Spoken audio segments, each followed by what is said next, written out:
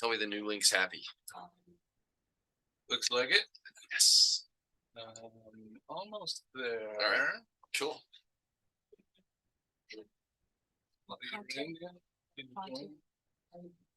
Once you show up,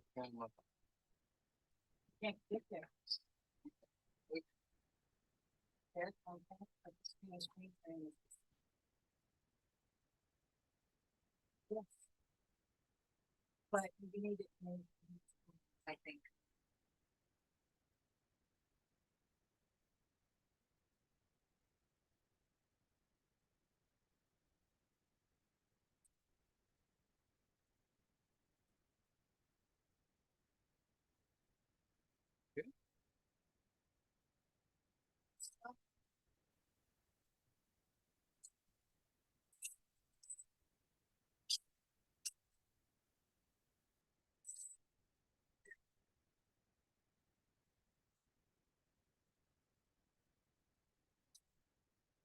look, my mom's.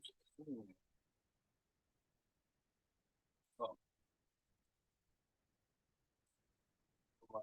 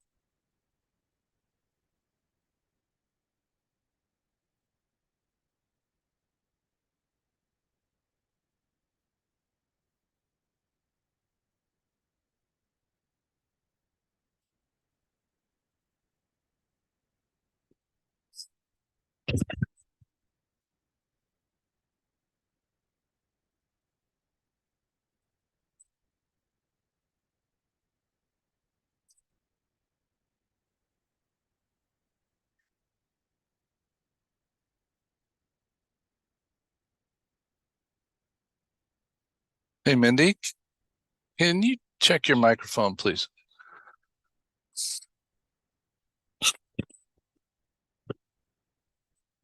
Okay.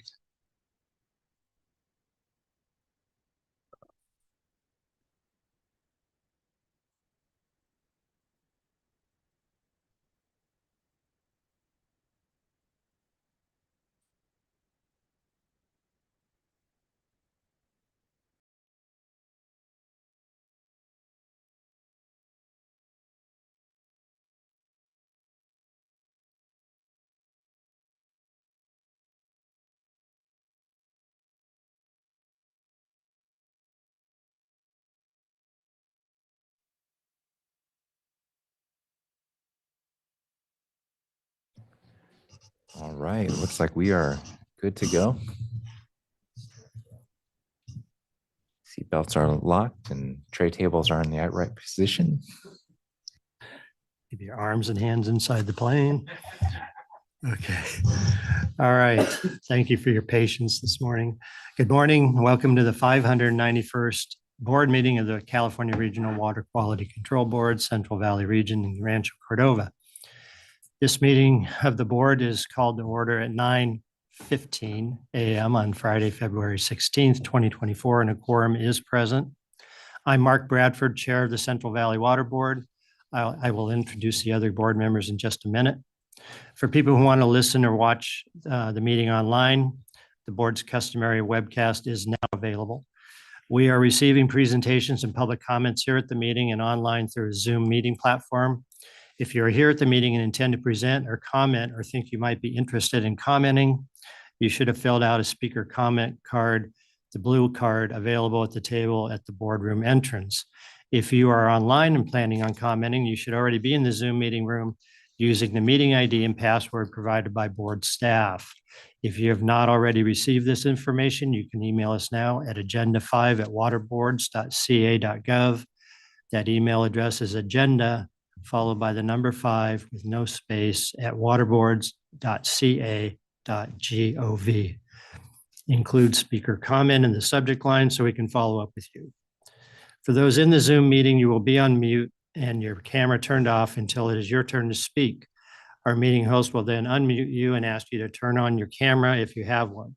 When you're done speaking and the other board members have completed asking questions, you will be placed on mute and your camera turned off.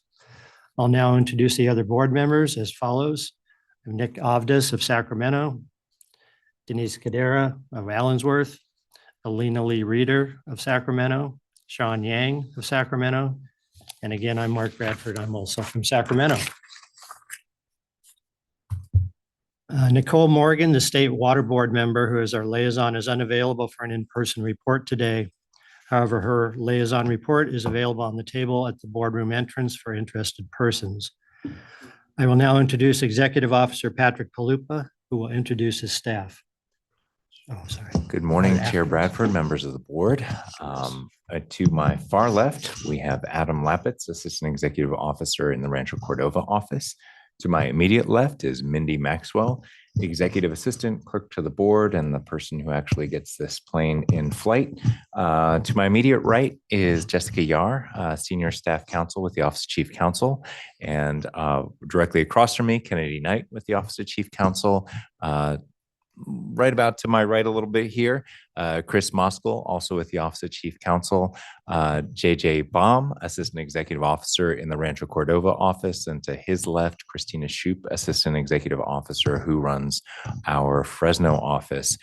Clint Snyder, Assistant Executive Officer in the Reading office, is also in the audience, and we do have a couple new program managers here, relatively new program managers of Alex Mishagan and John Murphy, both in the audience here. And we actually have added a third just recently of Matt Beflavin. So lots of changes to the executive team and the senior leadership team here at the board. And a couple of them will be helping out with presentations here today. And with that, I'll turn it back to you, Chair Bradford. Thank you, Patrick. Now we'll have the Pledge of Allegiance. Nick is going to lead us.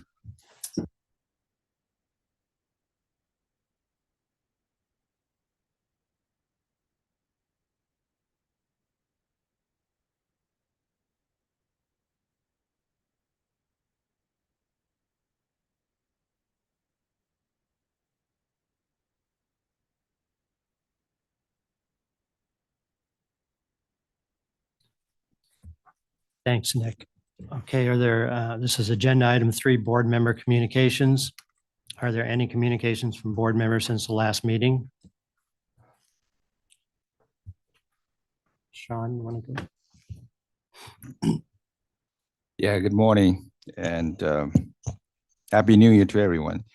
I just have a really short one. I was in communication with Jerry Yang. He's a representative for disadvantaged farmers in Fresno.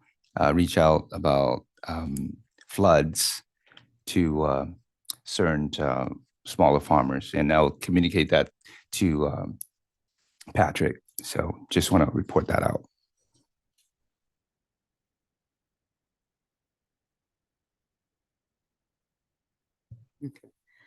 Good morning. The report I have to share is on the 12th of January. I attended the Climate Resilience Nexus event in Riverside. It was a very inspiring, insightful session. The purpose was really to do a lot of networking and connecting with people, elected officials, and private, nonprofit, environmental justice groups to understand and look at the issues regarding climate change. And I think one of the most significant things that I got out of the program, and we all know the issues with climate change, from flooding to fires and drought, extreme heat, et cetera, but they kind of focused on the impact in underserved communities. That was really what they honed in on, and how the most vulnerable are our senior population and our children, from the extreme heat, not having places to go, cooling centers and so forth, to the flooding. So many issues that those segments of the population don't have access, they don't have the support.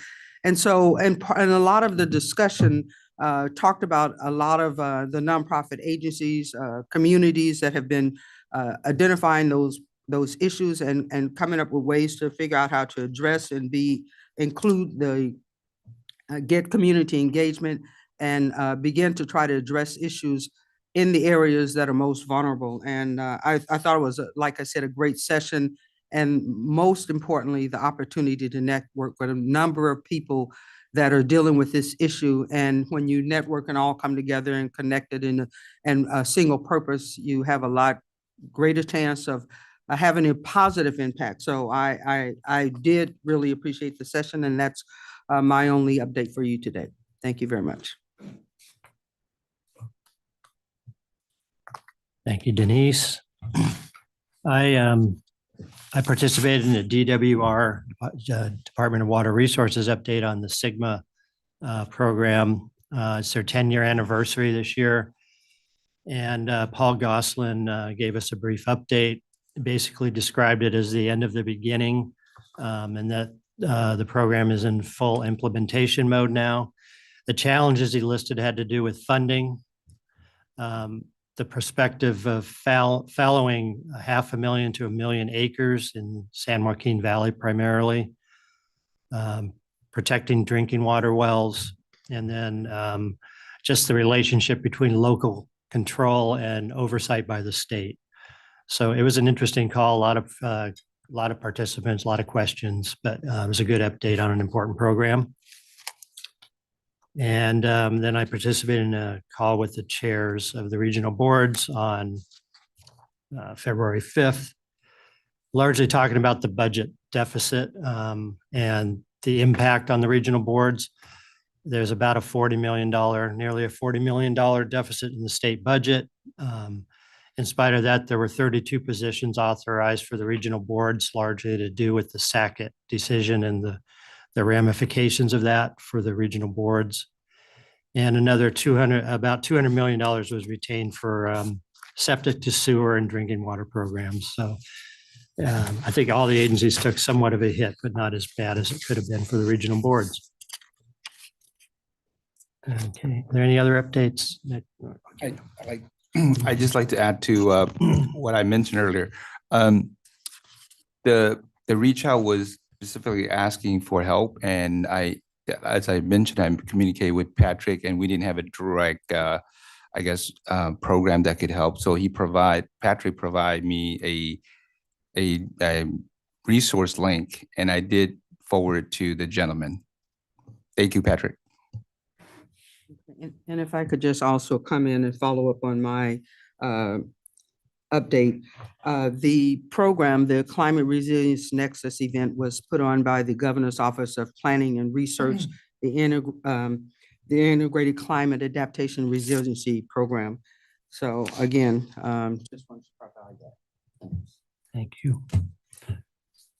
Okay, I already mentioned the state liaison report. I took that one out of order, but it is available at the desk as you enter the board meeting room. So agenda item 5 is the public forum. If you're in person at the meeting and wish to speak, but have not submitted a speaker card, as I mentioned, fill out the blue card at the table at the front of the room.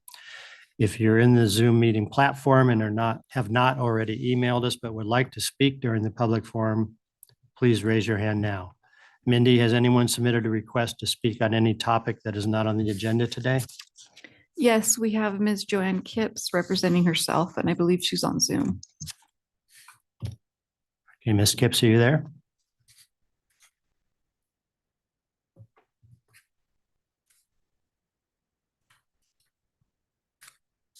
Ms. Kipps, you can unmute yourself. Oh, hello.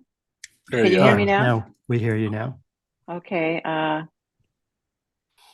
Okay, there we are. So I'll begin. Good morning, board members. I'm Joanne Kipps, a Fresno resident, civil engineer, former board employee, and current groundwater quality advocate. I'm here to discuss the striking rise in nitrate concentrations in groundwater at the E&J Gallo Winery's Fresno Winery and Composting Facility. In 2001, for example, Nitrate in monitoring well 6 was twice the maximum contaminant level, or MCL. In 2011, it was 4 times the MCL. By 2021, it was 13 times the MCL. What's causing this rise? Well, prior to 2007, the discharge contained high concentrations of BOD and organic nitrogen, which slowly decomposes eventually to nitrate. In 2007, If Gallo Joanne, if I could initiated. get you to pause for just a minute, we're not getting your video. Okay, It's on our end. We'll clean it up in just a but second. And you let can hear continue. me. Okay. We can hear you. Yes. All Yeah. right. But our Great. video is having some problems. One second, if you could.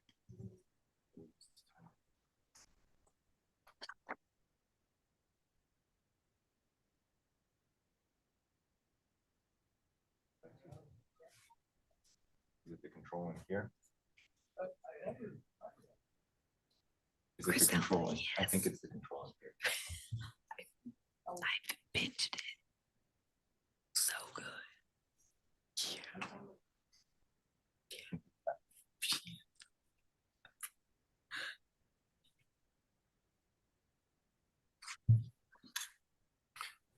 They're only here. That's only here. Yes.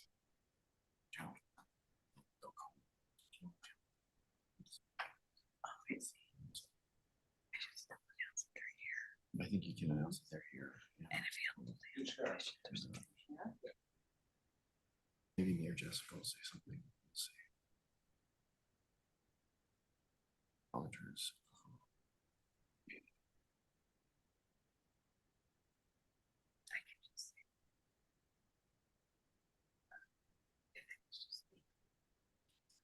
Yeah. There we go, Patrick. It's still not on the screens here. Still not on the screen now. We need to open. Getting there.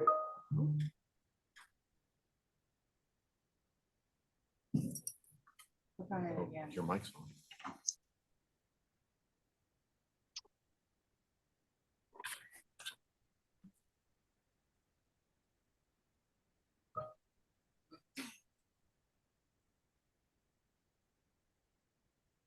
There we go. Thank you. Closer.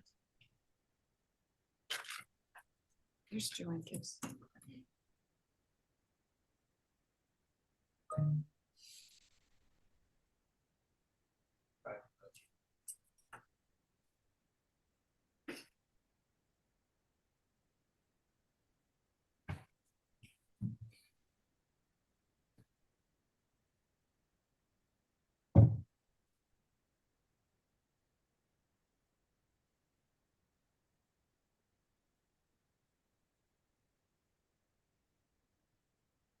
Can you feature her? Put her on the main screen?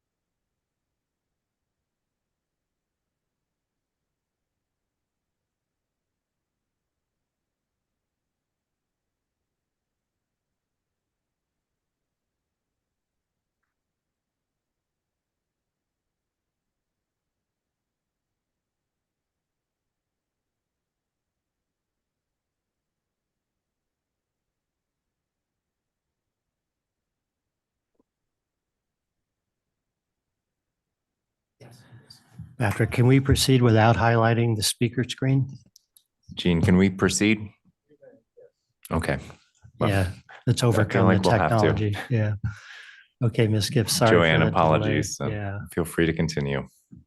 Okay, thank We can you very see you much. now. You're very small in the corner of the screen, but we Oh, can, boy. we can see Well, your, that's- your smiling face. That's fine by me. Okay, we're talking about Gallo Fresno nitrate.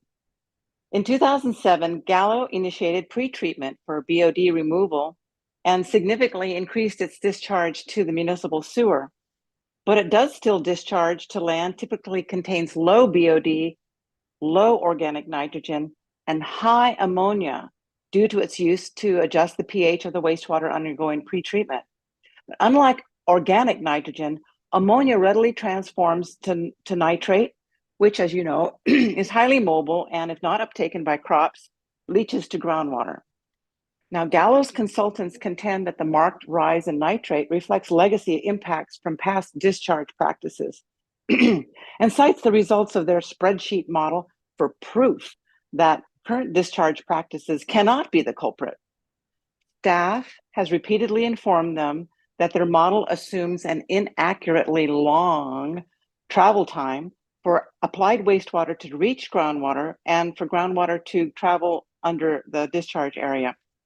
Now, this assumption is crucial for the consultants to argue that current worsening nitrate pollution is due to legacy impacts.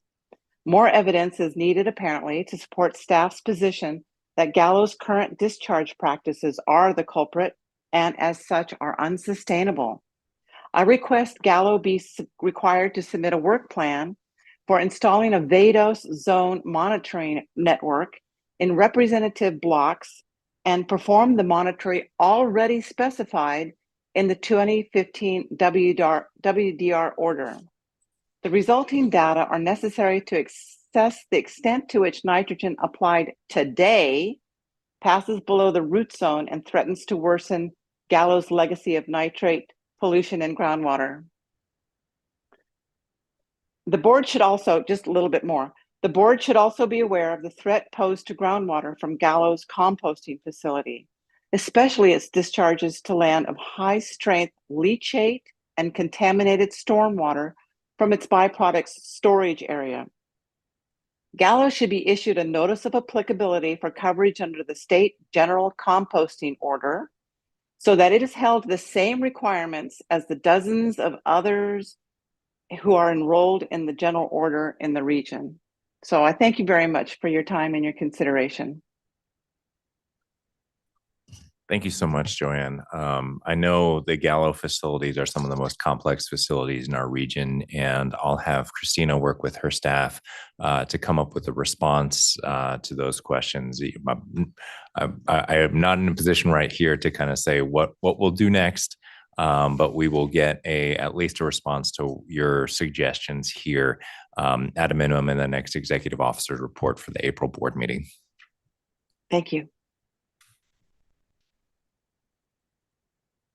Yes, thank you for bringing that to the board's attention and for diving into the details of that site.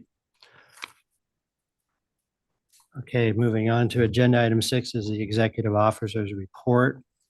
Prior to each meeting, the executive officer works with the executive assistant and the board's program managers to compile a report on the status of the board's programs, staffing, and many different initiatives the board is working on. If you're a person in the meeting and wish to speak again and have not submitted a speaker card, please fill out a blue card at the front of the table at the front of the boardroom. If you're on the Zoom platform and wish to speak but have not emailed us, please raise your hand now. At this time, the executive officer is available to take questions on this report. And Patrick, do you want to? No awards today. We'll have a few when we get down to the April board meeting. A couple of things I just wanted to share. I know Chair Bradford, we are certainly tracking the development of the state budget, and we're certainly pleased that at least the governor's budget, when it came out, preserved some of the positions that the regional boards would be getting to essentially work on issues related to water quality concerns in water bodies that are no longer jurisdictional under the federal rules for making sure that we have all adequate water quality protections in place. There's a lot of negotiations and a lot of numbers, a lot of billion-dollar numbers that are being tossed around, certainly about the budget right now. Some pictures more gloomy than others. I think from our perspective, we're glad that the governor is at least voicing support for those particular issues and those particular water quality concerns, and that our staff haven't been furloughed or any kind of those notions at the current juncture. Again, a lot can change. A lot of the financial information about the health of this state is very much up in the air, and certainly the gap between the $38 billion projection from the governor's office and the initial $68 billion projection from the legislative analyst's office mean that even very, very intelligent people can have very different views on what the budget projections are. But we will be tracking that very closely.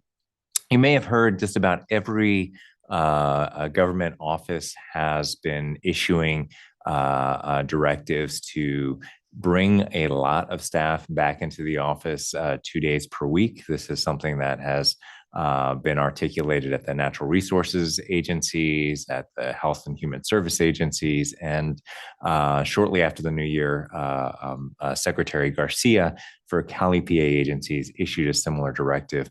This actually will have less of an impact for this board than it will for many of the other boards, because we have had most of our staff in the office, at least in the Fresno and Redding office. The minimum is already 2 days per week.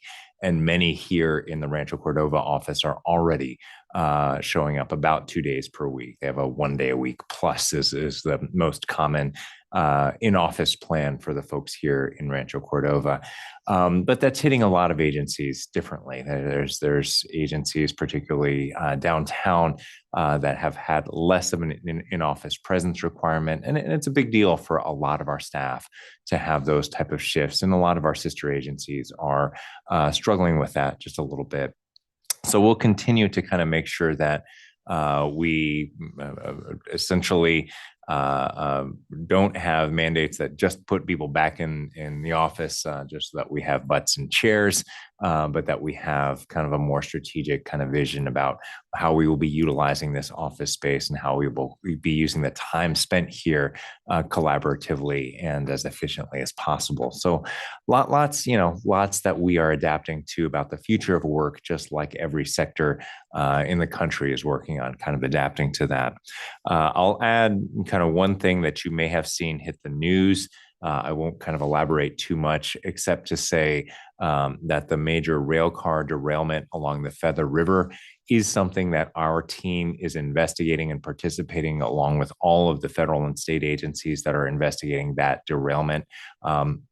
A significant amount of coal, if you haven't seen the news, a significant amount of coal was released when a number of rail cars along the Feather River toppled into the Feather River. And our team is working on the cleanup efforts related to that. I can't share much more than that with you because I'm walled off from the enforcement team on that in case there is a water quality penalty that would make its way in front of our board. I'll be on the advisory team for that type of action. But I am getting reports, from Office of Emergency Services and from our folks that we are actively investigating and working on remedial plans to get the coal that has spilled out of that waterway. It was headed to a port. It probably wasn't mined here in California, but it's a reminder that, the rail transport from coal mining sites does need to make its way to California ports if it's going to be exported. So, it is something that we are tracking and will likely come to this board, at least in a briefing before all is said and done. Also, I would mention that I was at the State Water Board a couple of weeks ago where the State Water Board passed its 303D and 305 integrated report, which is an assessment of all the health, at least in a third of California's waterways. They've been rotating between the regional boards on cycle and off cycle water quality conditions.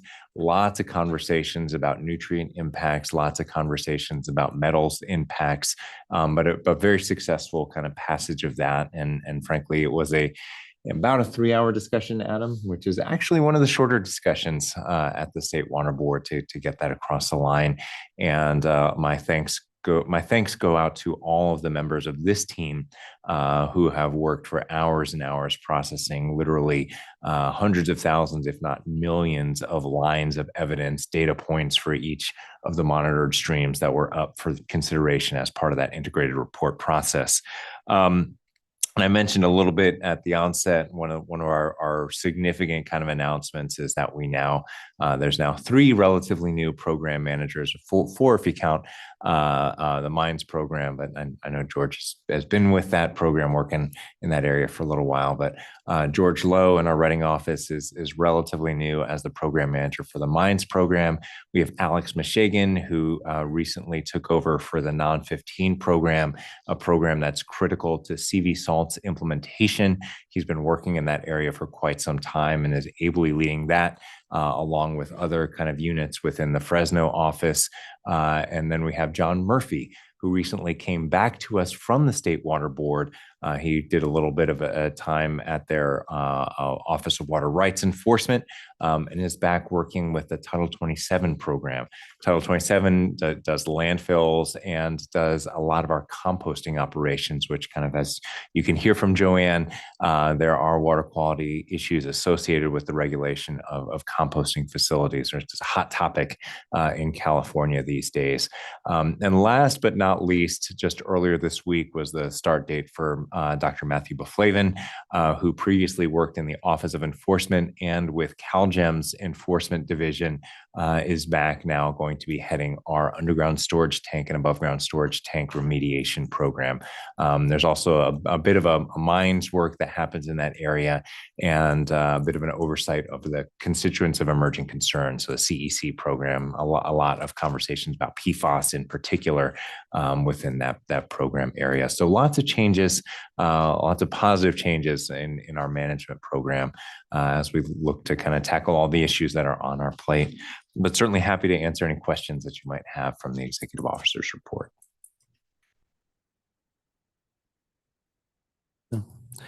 Thanks. It sounds like you've got a lot of integration to still do with all these new program managers. So appreciate the efforts on that front. Absolutely. If there aren't any questions from the board members, Mindy, are there any interested persons who have submitted a request to comment on this item? No, not on this one. Okay, thank you. So there's no further discussion. We'll move on to agenda item 7, consideration of the minutes from the prior board meeting, which was on the 14th and 15th of December, 2023. Are there any edits or corrections to the December 2023 minutes? Hearing none. Mindy, could you take the roll call? Can we get a motion and second first? I'll second. Sorry, yes, thank you. Board Member Yang, Yes. Board Member Kadara, Yes. Board Member Lee Reader, Aye. Vice Chair Abdus. Yes. And Chair Bradford. Yes. Thank you. Okay, agenda item 8 is the uncontested calendar. This is a time and the place for a public hearing to consider uncontested items 13 through 17. If you are in person again and would wish to speak and have not submitted a speaker card, please fill it out at the table in the front of the boardroom. If you're on the Zoom platform and wish to speak but have not emailed us, please raise your hand now. Mindy, has anyone submitted a request to comment on any of the uncontested items? We have several people here representing Leprino Foods, Hannah Bradish, Richard Stillag, and Amon Doss. I believe they will raise their hand if they wish to speak. On Zoom, we have Jeff Cowart, Juan Diego Lopez, Brian Schoner, representing City of Lemoore, and they will also raise their hand if they wish to speak. And last, we have Cynthia Echeverria Baruch from the Naval Air Station Lemoore on Zoom. And have any of them raised their hand to speak? I do not see any hands raised.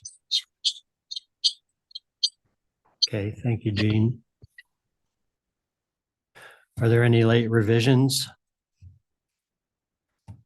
And does council have any legal issues to discuss?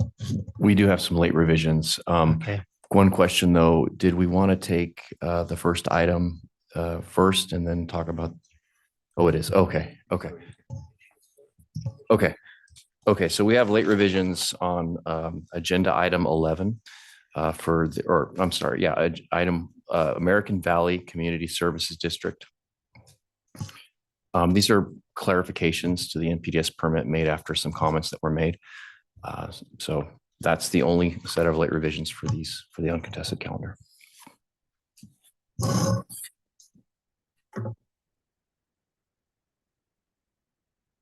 okay, thank you, Adam.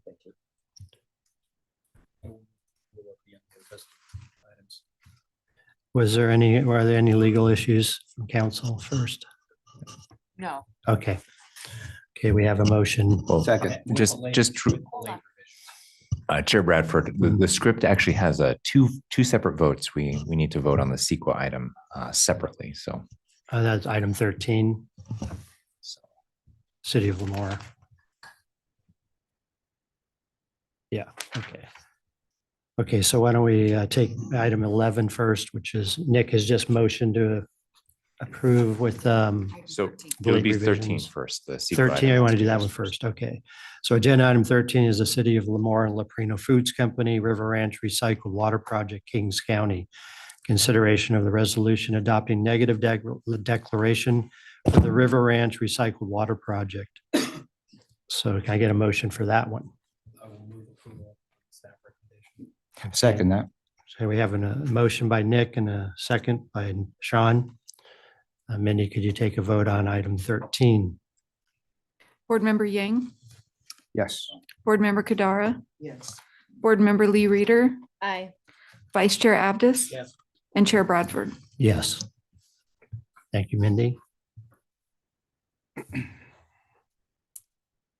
And now we're going to take a separate vote on agenda item 11, correct? Sorry, Jessica. 11 and 14 through 17, I believe. Okay, we can just lump them. Okay, 11 and 14 through 17. I get a motion for approval of those. So moved. Elaine has moved. Elaine has moved and Nick is seconded. With the late revisions. With the late, revision. yes, with the late revisions. We have a motion and a second. Mindy, if you could take the roll call. Board Member Yang, Yes. Board Member Kadara, Yes. Board Member Lee Reader, Aye. Vice Chair Abdus. And Chair Bradford. Yes. Thank you, Mindy. Okay, moving on.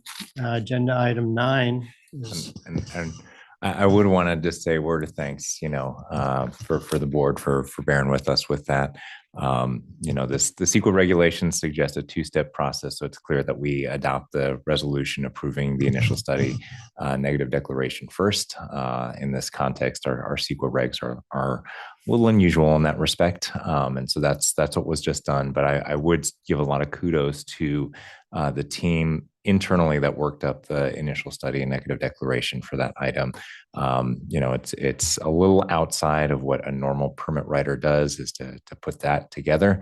And they performed very well in kind of overseeing that process and getting that through, along with all of the other items on the uncontested calendar. hey, thank you, Patrick. Thank you to the staff and thanks for keeping us on the rails there in terms of doing it in the right order. Okay, agenda item 9 is the Bronco Wine Company in Stanislaus County. Consideration of revised waste discharge requirements, order number 96-247. At this time, the board will consider these revised requirements for the Bronco Winery in Stanislaus County. If you're in person and at the meeting and wish to speak but have not submitted a speaker card, please fill out a blue card at the table at the front of the boardroom entrance. If you're on the Zoom platform and wish to speak but have not emailed us, please raise your hand now.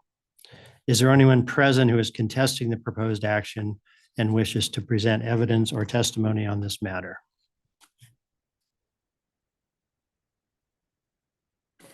Ms. Joanne Kipps, who's on Zoom, has requested to speak on this item. Okay. And we have another. Would you like to go first? Ms. Kipps may unmute. Okay, so Joanne, why don't you take the floor? So the. Do you want me to present- take the floor? Staff Can you hear me? presentation. would The come staff first. presentation goes first, doesn't I'm it? sorry. Okay, that's what we're doing. Hang on a minute. Okay, let's go. And if you could introduce yourself to the board, please. Does staff need to take the oath before presentations?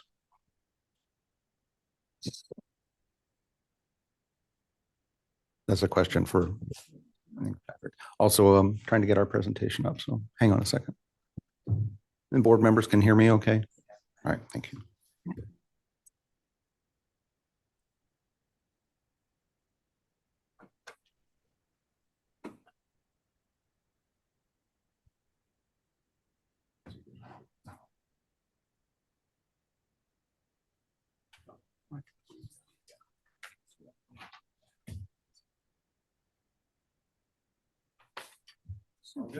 We're good.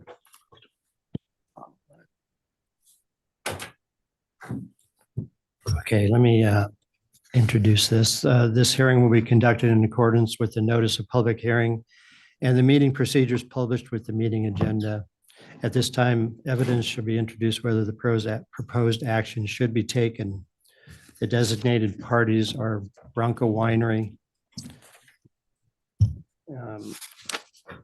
Designated parties will have 10 minutes for presentation and a closing statement. All other persons are interested persons who shall limit their comments to 3 minutes each. A timer will be used. All persons expecting to testify, raise your right hand and take the following oath. Do you swear the testimony you're about to give us is the truth? If so, answer I do. I do. Please state your name, address, affiliation, and whether you've taken the oath before testifying. Okay. If any designated party is having Ready technical. to share.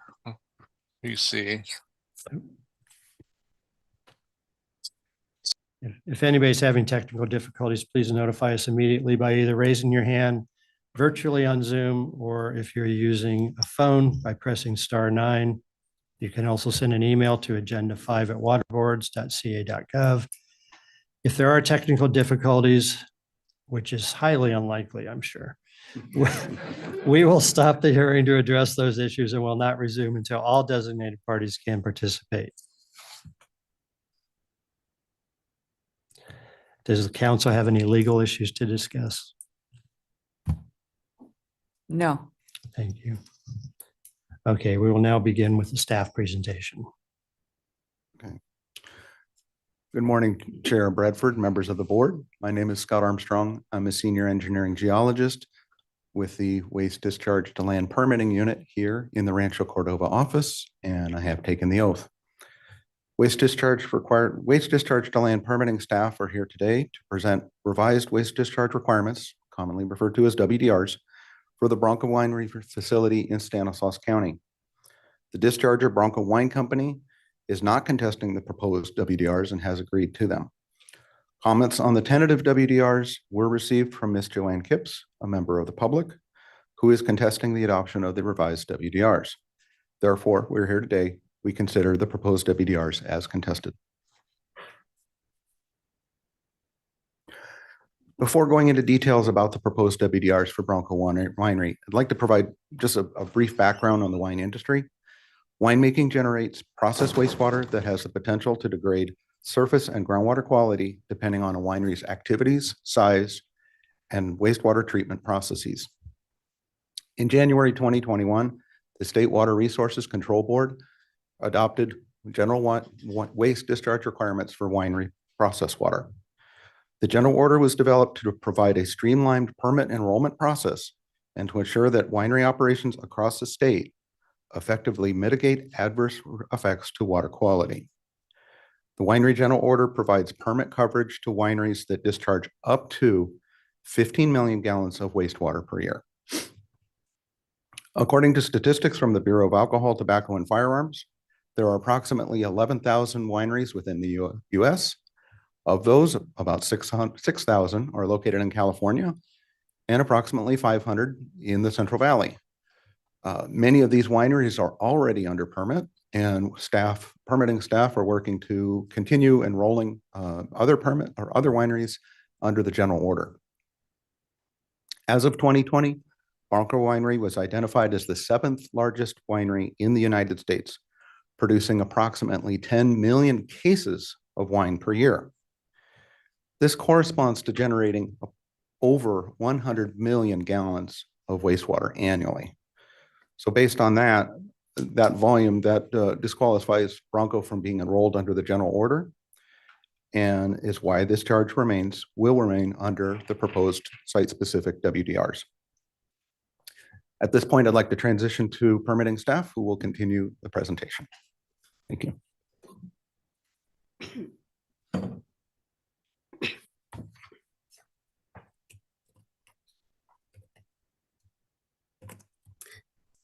Hi, my name is Dina Calancini, and I'm an engineering geologist in the Waste Discharge to Land Permitting Unit, and I've taken the oath. So I'll be describing the facility and then discussing comments we received on the tentative order. So Bronco Winery was founded in 1973 and has been permitted since 1974. They produce 60 to 80 million gallons of wine annually. Wastewater is generated from processing the grapes, cleaning and sanitizing equipment, and from stormwater that falls on process areas. So all wastewater is captured in a process wastewater sump and then discharged to 5 infiltration basins or 77 acres of land application areas. So these WDRs need to be revised to include site-specific limitations and to include the salt and nitrate control programs.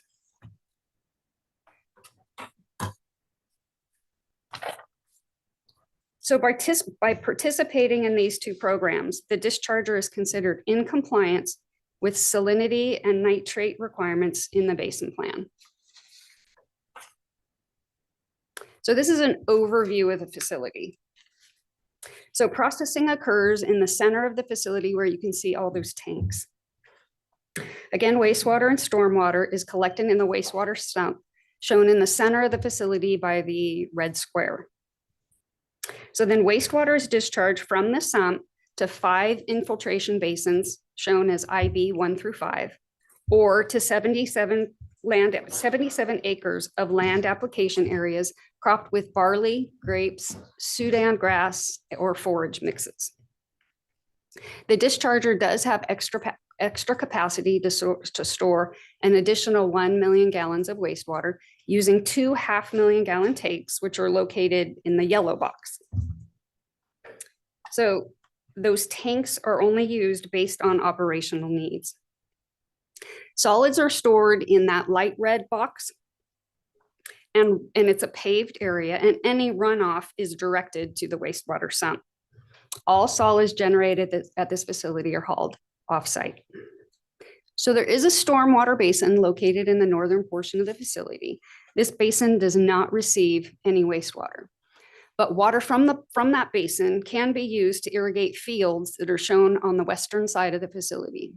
So because the stormwater basin and those fields do not receive any wastewater, they are not regulated under these WDRs. So I'd like to point out 2 facilities that are located around Bronco Winery. One is the former dairy farm located on the southwest corner, and the other is an egg-laying chicken farm located along that southern boundary. So I'm pointing this out to show that this area is largely used for agricultural purposes. So the left photo is a picture of that wastewater sump that was shown in the little red box on the previous slide. And you can see wastewater currently being discharged into that sump. The sump is approximately 10 feet by 10 feet and approximately 20 feet deep. So the right photo is a portion of the infiltration basin 5, and you're looking back towards that processing area where all those tanks are. So the primary constituents of concern in this wastewater include salts, which is represented at this facility by electrical conductivity and fixed dissolved solids. Total nitrogen, which in this case consists almost entirely of the organic fraction of total nitrogen, or CADOL, or total CADOL nitrogen, and biochemical oxygen demand. Wastewater samples are collected from the processing sump, again, that was shown on the previous slide. So these are standard constituents associated with winery wastewater. So this slide shows an overview of what BOD, or biochemical oxygen demand, represents in water. So the BOD represents the amount of oxygen needed for the microorganisms in water or soil to break down the organic material. We use BOD as an indicator for the production of odors. And winery wastewater may contain organic materials. So the left image is typical of natural conditions. So as shown, there's a balance between the organic material and the oxygen requirements of the microorganisms that break down the organic material.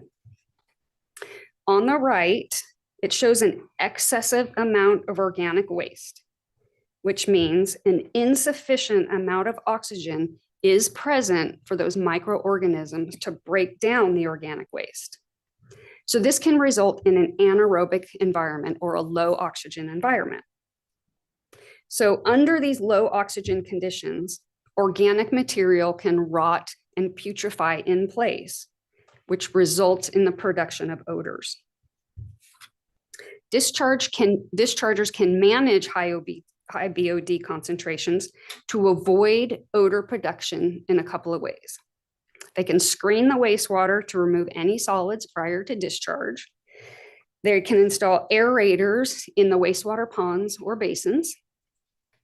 They can ensure the even application of wastewater over land in order to avoid oversaturated areas. And they also do not land apply solids. So as I previously stated, high BOD concentration in wastewater when not managed properly can result in anaerobic conditions. So besides odor, this anaerobic condition can cause other conditions that can result in water quality concerns.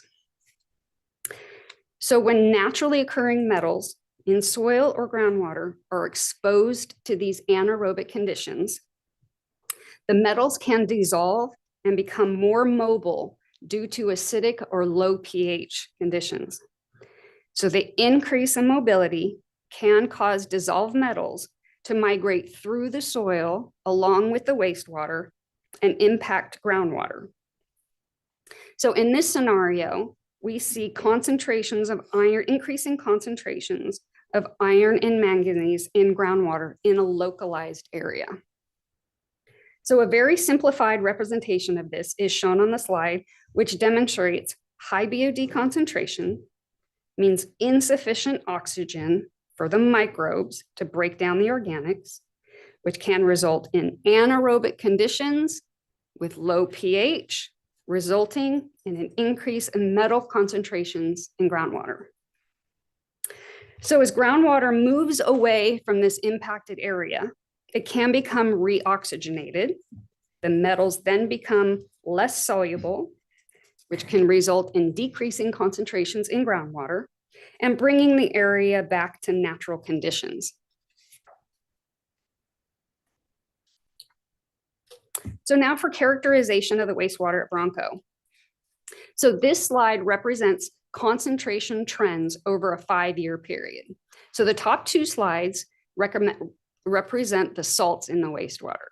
Now the blue lines represent the actual concentrations. The black dashed lines represent the concentration trends. And the red lines represent average concentrations of constituents associated with winery wastewater. So the numerical average concentration is shown in the red text. So these average concentrations, the red line and the red text, are typical of winery wastewater and are based on the State Board General Order for Winery Process Water.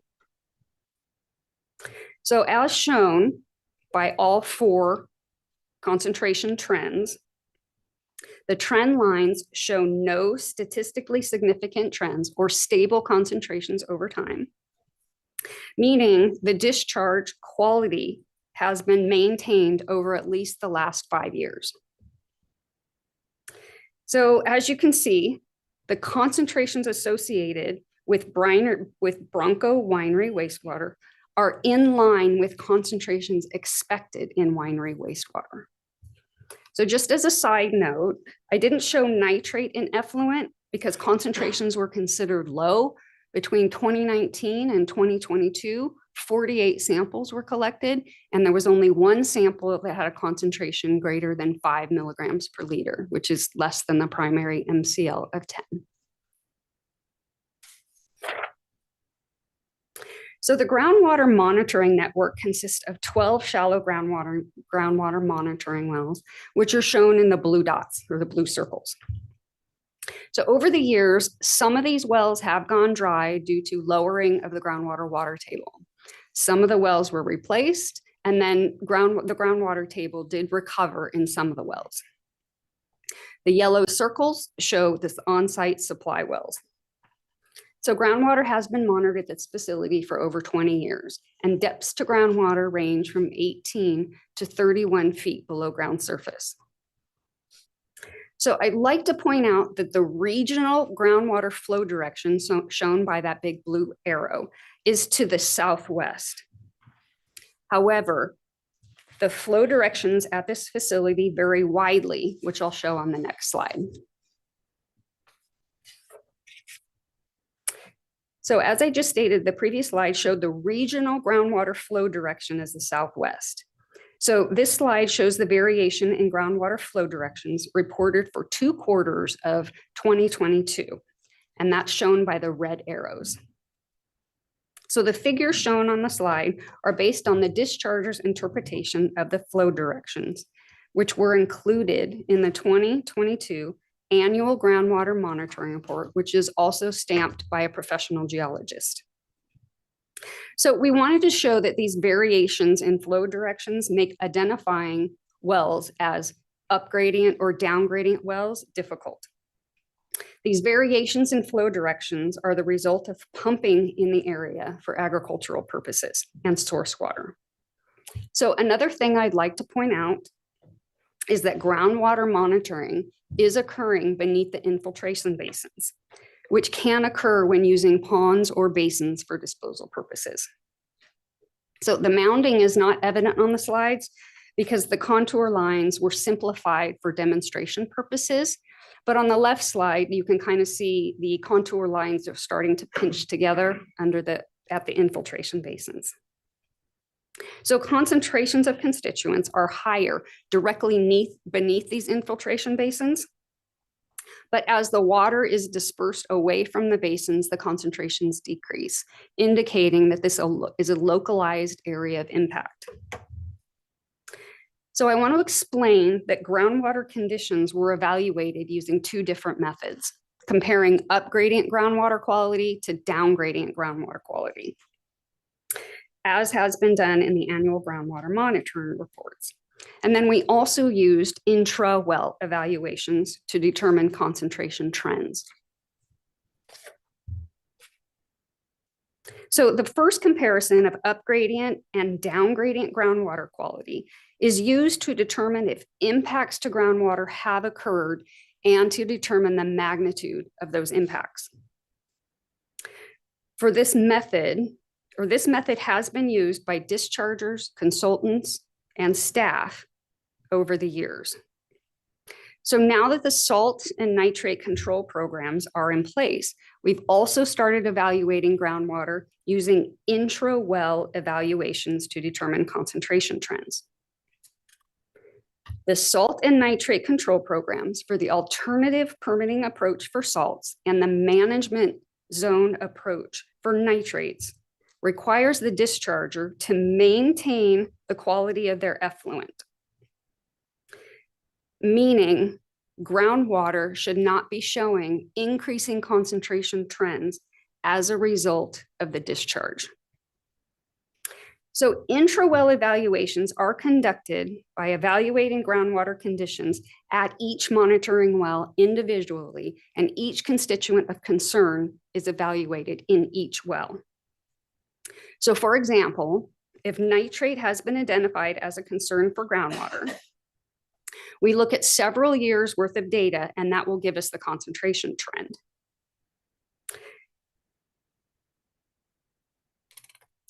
And just for another example, so if a facility has 10 groundwater monitoring wells and 5 constituents of concern, we conduct 50 trend evaluations. So if the trend is stable or decreasing, groundwater is considered in compliance with the salt and nitrate control programs and the basin plan. So both evaluations provide useful information to characterize groundwater. So on this slide, I'm showing a general comparison of upgradient groundwater quality to downgradient groundwater quality. So we use the same well classifications, the wells that have been identified as upgrading or downgradient wells, as has been used in the past.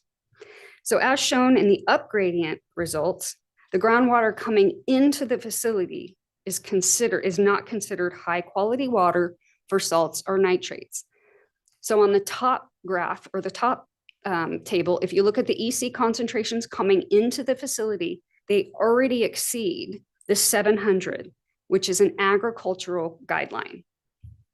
In addition, if you look at the nitrate concentrations coming into the facility, just about all the concentrations exceed the 10 milligrams per liter, which is the primary MCL for nitrate. So we're pointing this out to show that the surrounding area has been impacted, likely due to the long-term use of the area for agricultural purposes. And the impacts are not solely the result of discharges to land from this facility. So for the intra-well evaluations, most trends show stable concentrations or decreasing concentrations, with the exception of 2 wells located adjacent to those infiltration basins.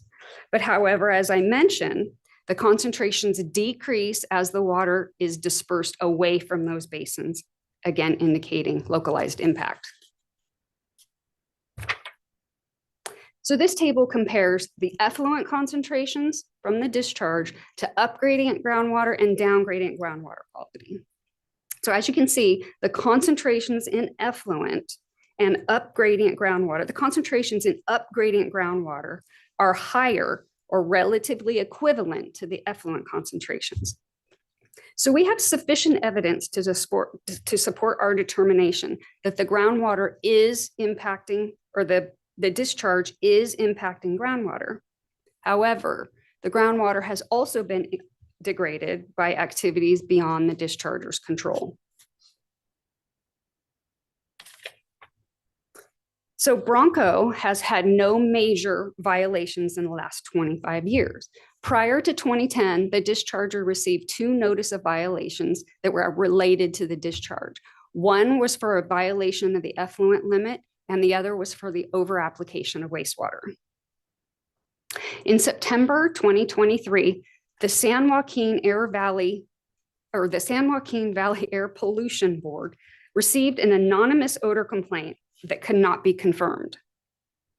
Air Pollution Board staff conducted a site visit and could not verify the complaint, and they even went door to door to the neighbors. During the visit, odors were detected at the facility boundary but were not considered offensive. Air Board also noted that odors were originating from the adjacent chicken farm. So no further actions were taken by the Air Board, but they did notify the Central Valley Water Board of this anonymous complaint.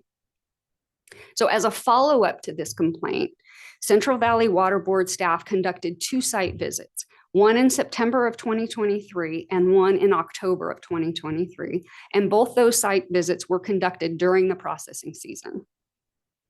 So odors were not detected away from the infiltration basins, and odors were not detected at the facility boundary during either site visit.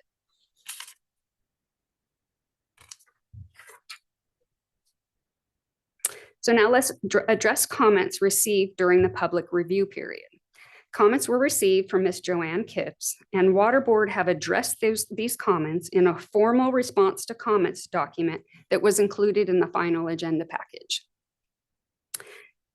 So Ms. Kipps' comments were consolidated by core issues, and the next few slides will briefly summarize the comments by topic and staff's responses.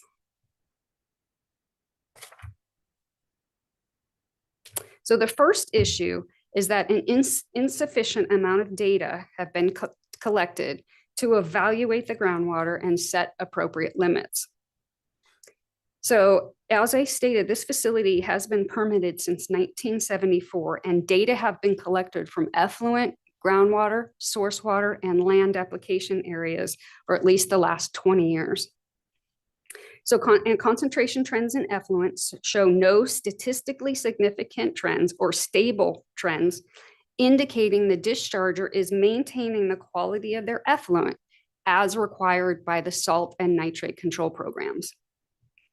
As we discussed, there is a groundwater mound beneath the infiltration basins. However, we've determined that the concentrations decrease as the water moves away from the basins. So based on the data that's been collected, we've determined that groundwater around the facility is not considered high quality water in regard to salts and nitrate. So sufficient information has been collected to set appropriate limits. So we'd like to also note that the requirements in this order are more restrictive than the existing order and includes a more robust sampling plan. Now, additional evaluations may be conducted in the future under the salt and nitrate programs. We'd also like to note that all data are available in the public record.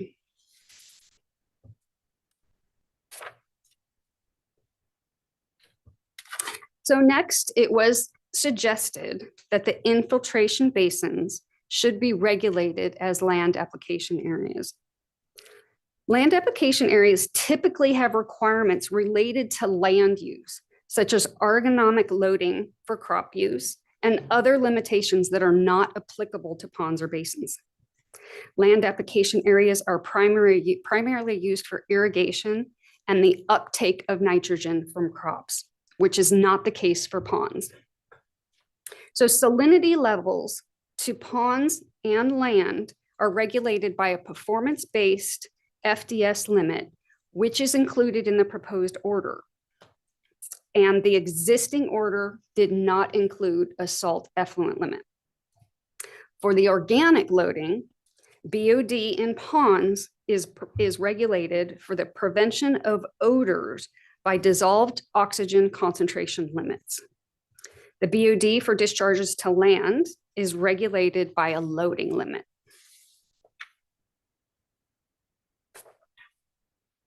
So issue 3, there's high BOD concentrations in effluent that should not be discharged to land. So BOD concentrations are within the range of concentrations typical of wineries, as we demonstrated on the effluent concentration trend slide. And again, BOD is used as an indicator for the production of odors. Besides that one unconfirmed odor complaint, the regulatory history for this facility shows that odors have not been an issue. However, we feel that BOD concentrations are artificially high due to where the wastewater sample is collected, which is in that wastewater sump, where aeration does not occur until the wastewater is discharged to the infiltration basins or discharged to the land application areas. So in other words, the sample is collected where we expect to see the highest BOD concentrations. So because BOD can cause anaerobic conditions and dissolve metals, could impact groundwater quality. The proposed WDRs require the discharger to conduct an evaluation of their facility to see if they can reduce the organic load in their wastewater. In addition, the proposed WDRs require the discharger to analyze the groundwater for metals.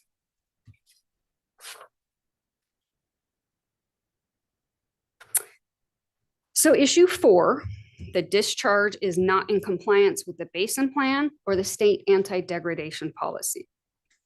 So as detailed in the tentative order, the discharger is an active member of the salt control program for the alternative permitting approach and part of the Turlock management zone for the nitrate control program, and is therefore considered the discharger qualifies for the basin plan's exceptions policy for salinity and nitrates.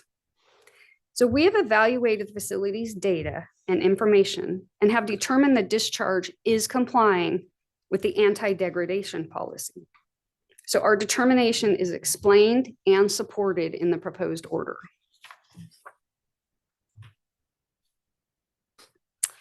So concerns were raised regarding identifying monitoring wells as strictly up gradient and strictly down gradient.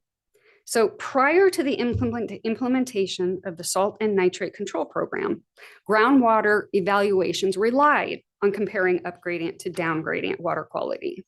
And this is how the information is presented in the previous or existing order and in the annual groundwater monitoring reports. However, as I stated, the objective of the salt and nitrate programs for now is to maintain the quality of effluent and groundwater when enrolled in those programs. So to do that, staff uses concentration trends to determine if salt and nitrate levels have been consistent over time. So as of now, it is not necessary to strictly categorize each well as an up gradient or a down gradient well, because the goal for now is maintenance. So at some point in the future, depending on the salt and nitrate control programs, groundwater will likely be reevaluated based on approaches identified in those programs.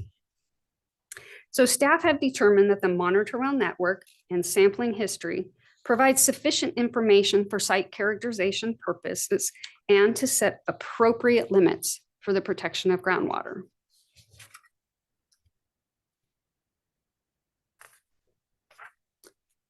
So in conclusion, staff have determined that sufficient data have been collected from the facility to characterize the effluent and groundwater, propose limits, and require the discharger to conduct an additional evaluation to see if they can reduce the organics in wastewater. So we've also determined that the discharge from the facility has impacted groundwater, but as previously discussed, the surrounding area has also been impacted due to the long-term use of the area for agricultural purposes. And again, the discharger is not the sole contributor to these impacts.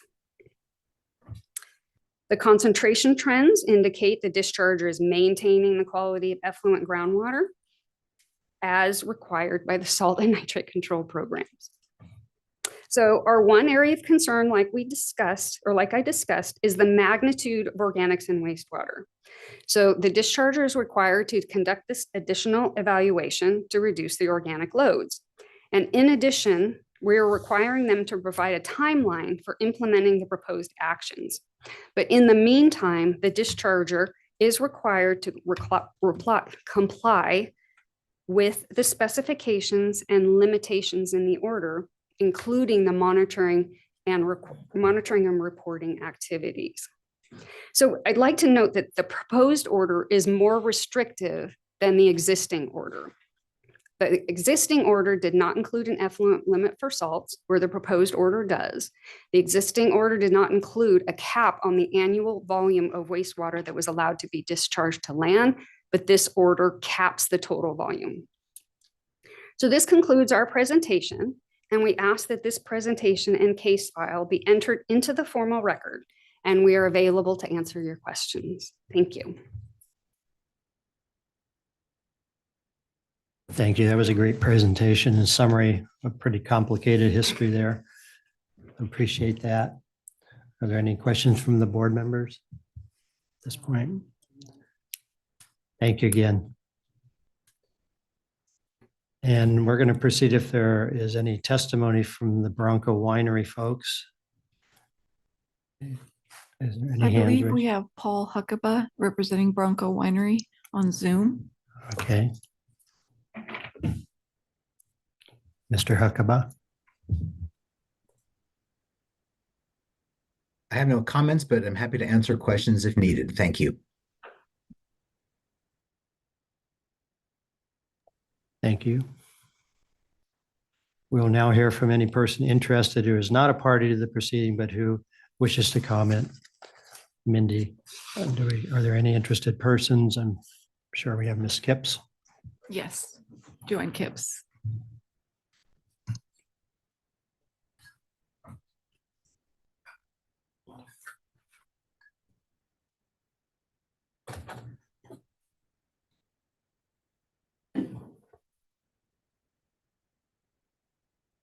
Ms. Kipps is standing by.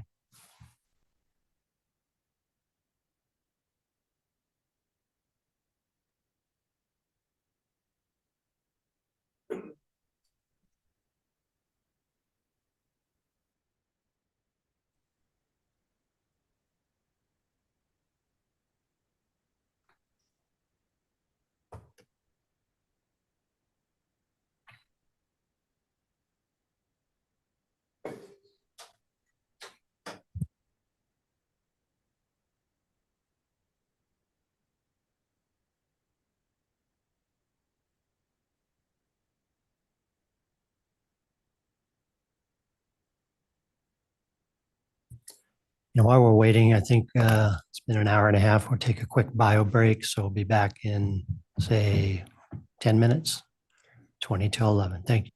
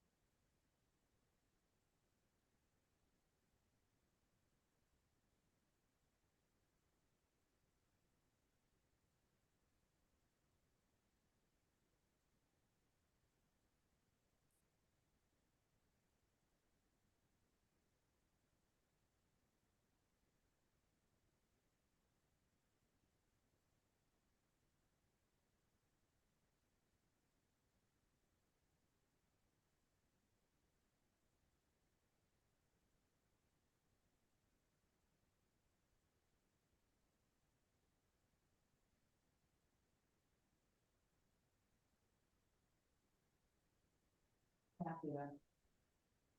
5-minute presentation. No. And instead of allowing me to go 3 minutes, just to get it over with, 3 minutes. Oh, we're gonna have a break.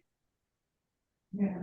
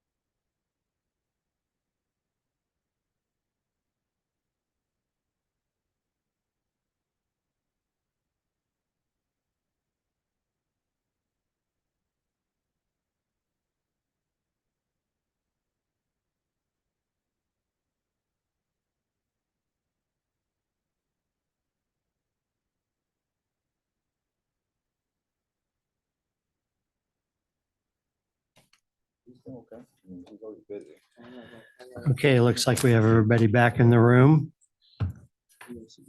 So I think we're going to hear from Ms. Kipps now. You may unmute. Ms. Kipps.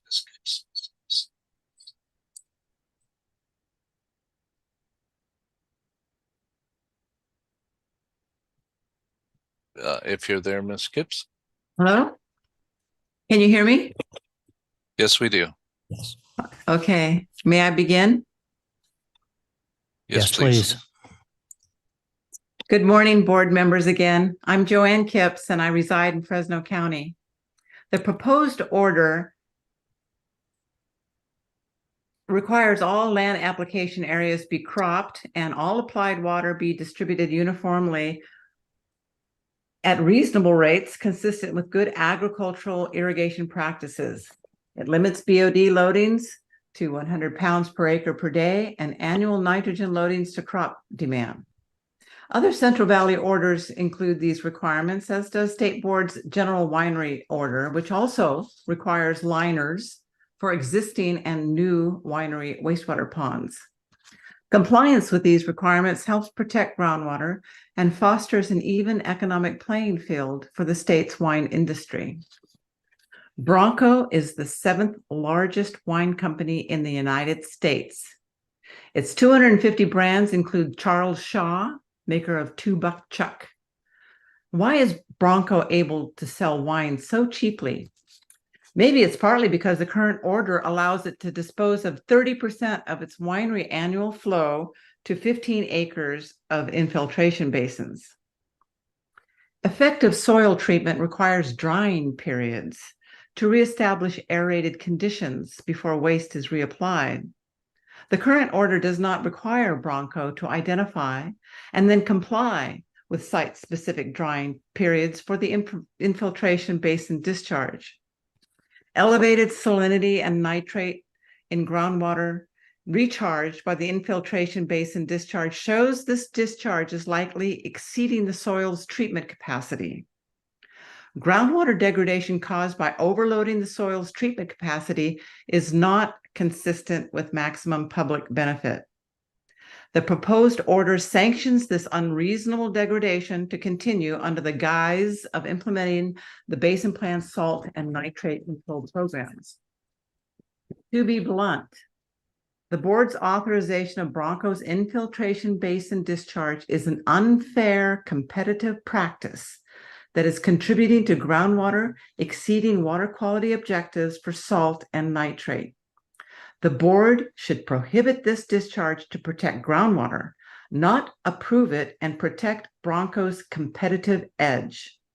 Bronco has the land and resources to expand its land application area and cease the infiltration basin discharge. Please don't pass up this opportunity to level the playing field and establish a time schedule for all wastewater discharges to comply with land application specifications. I have just a little bit.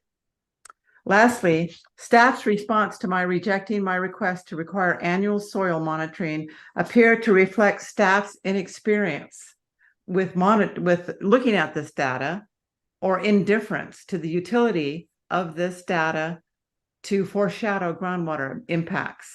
I ask that you please ask staff to revise the proposed order to require groundwater monitoring. Thank you very much. Thank you, Ms. Kipps. Would staff like to respond to any of those comments? Well, I'd like to make one correction, is that the winery general order requires ponds to be lined for only new or expanding facilities. Now, if a facility is having problems with their wastewater ponds, with their unlined ponds, that's evaluated on a site-specific basis. So it's not for every facility to be lined. And in addition, I think we clearly described that yes, the infiltration basins are impacting groundwater, but groundwater has already been impacted. And I think we've made that point clear in the WDRs. Thank you for that. And I do, kind of, I think as the presentation indicated, this is a large, complex facility. And I think it's absolutely acknowledged throughout the waste discharge requirements that there are nitrate and salt impacts. There are also nitrate and salt impacts due to all of the surrounding land uses and as they've been used for decades. In terms of industry standards, I think some of the charts that Dina presented to the board show that Bronco is doing industry standard or better in terms of its wastewater application, both to the ponds and to the land application areas next to it. And that Bronco is participating in the nitrate control program and the salt control program to essentially use best practices to limit salinity increases and work collaboratively to restore groundwater and to study ways of developing additional salt requirements, that will happen again on a multi-decadal scale to eventually restore the groundwater of the Central Valley. When Dina put up the slides about what the water quality objectives were for salinity in particular, you have to acknowledge that the salinity water quality objective is actually a narrative objective. There is a range of salinity values that are protective of different types of crops. And one of the key components of the salt and nitrate control program is to study the types of crops grown in different areas, study salt management practices that can be employed in those areas, and how we can get to an equilibrium for sustainability with salt. Nearly every single grower in the entire Central Valley is working with this issue. I do think that my recommendation to move ahead with the WDRs is based in fact that we don't want to treat Bronco differently than we're treating all the other agricultural commodity groups and food processors that are working on these issues and trying to solve a problem that was many, many decades in the making through the prioritization and optimization study and the nitrate control program. So, I certainly, all of the comments except for the comment as to the professional abilities of staff from Joanne, I do hear that loud and clear. But I do think, the team that has been working on this, Dina and Scott, have been doing all their due diligence, both on a technical and a regulatory areas, to make sure that this is both consistent with applicable regulatory requirements and technically sound. So those are kind of my responses there. I'm still recommending the adoption of WDRs and thank staff for the presentation. I will say, there's a couple slides in that presentation that I specifically requested, that slide 9 cartoon about what BOD does, what its effects are. It's a complicated understanding of what wastewater can do because it's not always the constituents in the discharge, but rather the water chemistry in the discharge that can have an effect on groundwater down gradient of the site. And I meant to put that slide in there, and Dina kind of took it and ran with it, and it's pretty fantastic to show. Look, this is why we're concerned about these particular water quality contaminants and the water quality chemistry. And here's what we're doing to regulate that and ensure long-term protection of groundwater. So, Joanne, I certainly thank you for your comments. And for pushing us to kind of look at these things more carefully than we otherwise would. But, it would still be my recommendation to move ahead with the WDRs, even given those comments. Yeah, thank you, Patrick. I did think the cartoons were informative and well done, and that the data that you presented shows the groundwater does move around quite a bit there. It's pretty flat and doesn't appear to be impacted severely by the Bronco input. So based on that, I feel like the WDR sound appropriate. But having said that, are there any other comments by board members?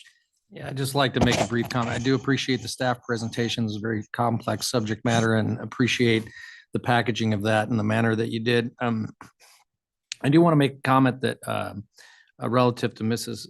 Kip's comment on staff's experience, I would advise that a little bit more discretion be used before impugning staff's integrity and experience. For me personally, that comment detracts from any technical comments that you have to make, and I would advise you in the future to refrain from any such comments as they are unwarranted and unjustified. So with that, I'd like to move approval of the item.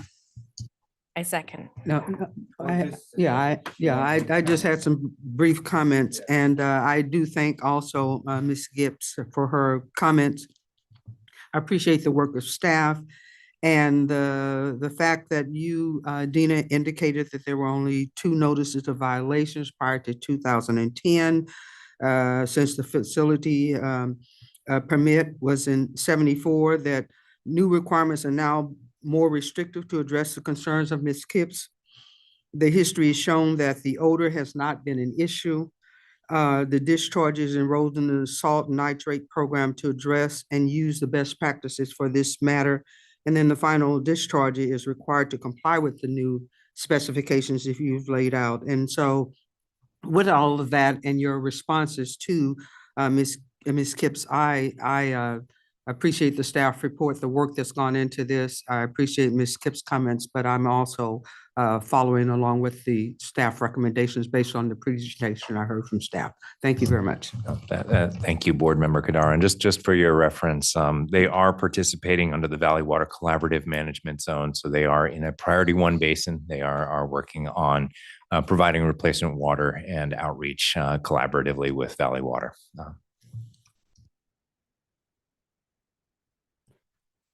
If there are no more board member comments, I'm going to close the hearing and then ask for a motion and a second. I'll move staff approval. Second. Okay, we have a motion and a second. If you could take the roll call vote, Mindy. Board Member Yang, Yes. Board Member Kadara, Yes. Board Member Lee Reader, Aye. Vice Chair Avidas, Yes. and Chair Bradford. Yes, thank you. Thank you, Dina and Scott. Okay. The next agenda item 10 is forward landfill in San Joaquin County. Consideration of revised waste discharge requirements order number R5-2014-0006. At this time, the board will consider these revised waste discharge requirements. If you are in person at the meeting and wish to speak but have not submitted a speaker card, please fill out that blue card at the table in the front of the boardroom entrance. And if you're on the Zoom platform and wish to speak but have not emailed us, please raise your hand now. Is there anyone present who is contesting the proposed action and wishes to present evidence or testimony on this matter?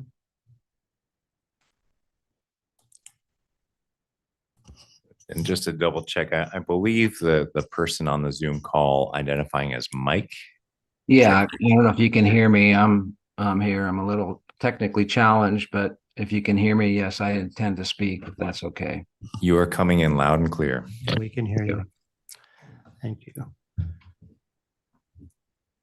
Okay, I think we're going to have a staff presentation now. And just one note, Chair Bradford, there was a late request from an interested member of the public that this item be delayed. I believe Executive Officer Palupa can provide a little additional detail on that point. Exactly. Thank you. Mr. LaForge made a request of this board, and that email was sent to you directly about a continuation of these waste discharge requirements. I think it, as is typical for our practice, it's a procedural objection. So before we begin, I would suggest giving Mr. LaForge a few minutes, a couple minutes to restate his objection, and then the board can determine whether it wants to move forward with the WDRs today or not. I will note that this has been continued several times already.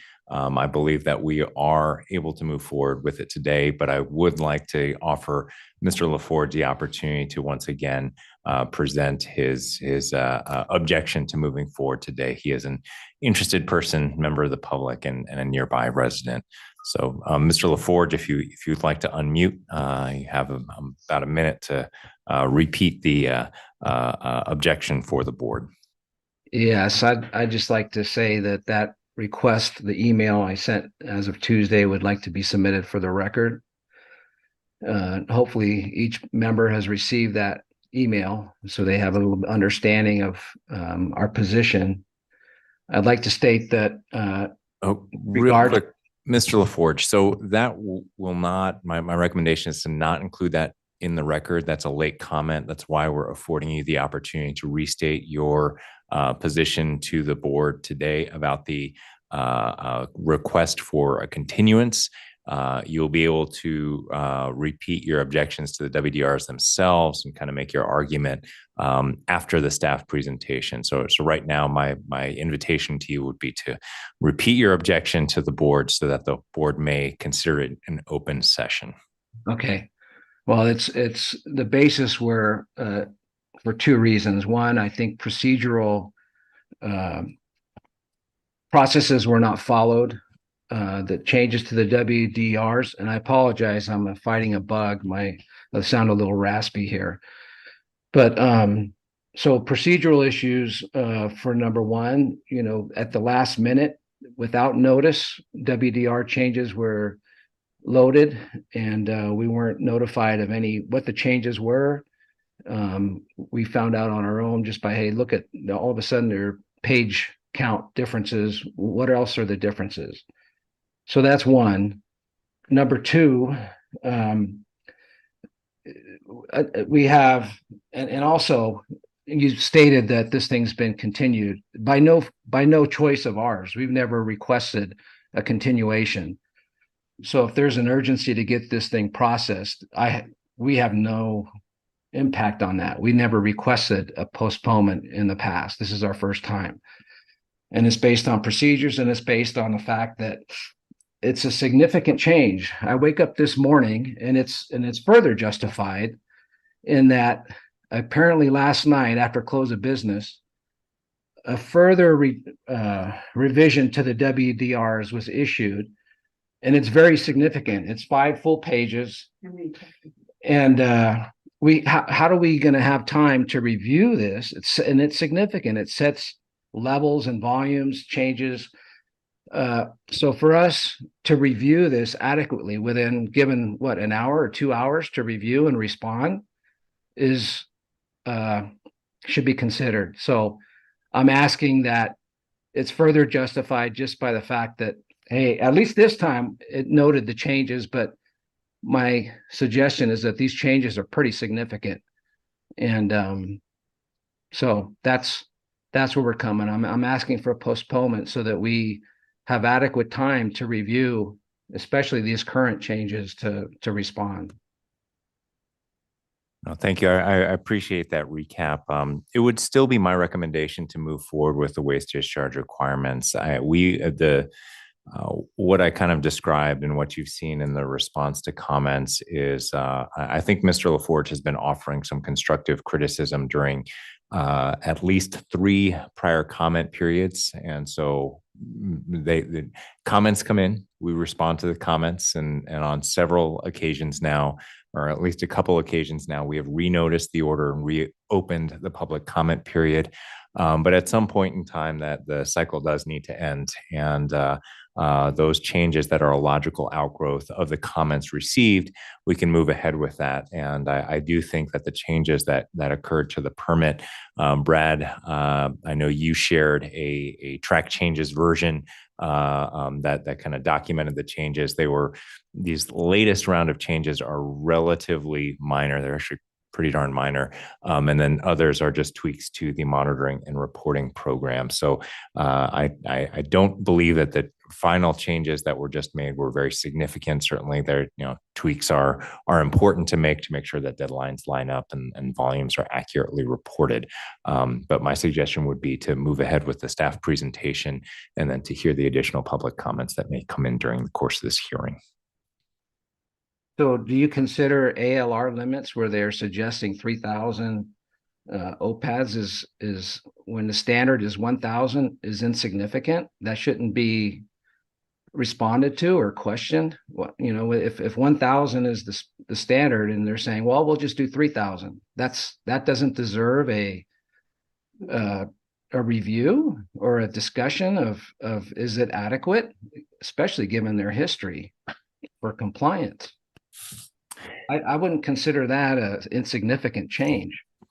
And should you consider that to be a significant change, you certainly have the right to petition this order at the culmination of the board hearing. But again, these changes are in technical staff and legal staff's opinion in keeping with our requirements and our legal obligations to circulate this document for public notice. So again, it would be my recommendation for the board to move forward with the WDRs today.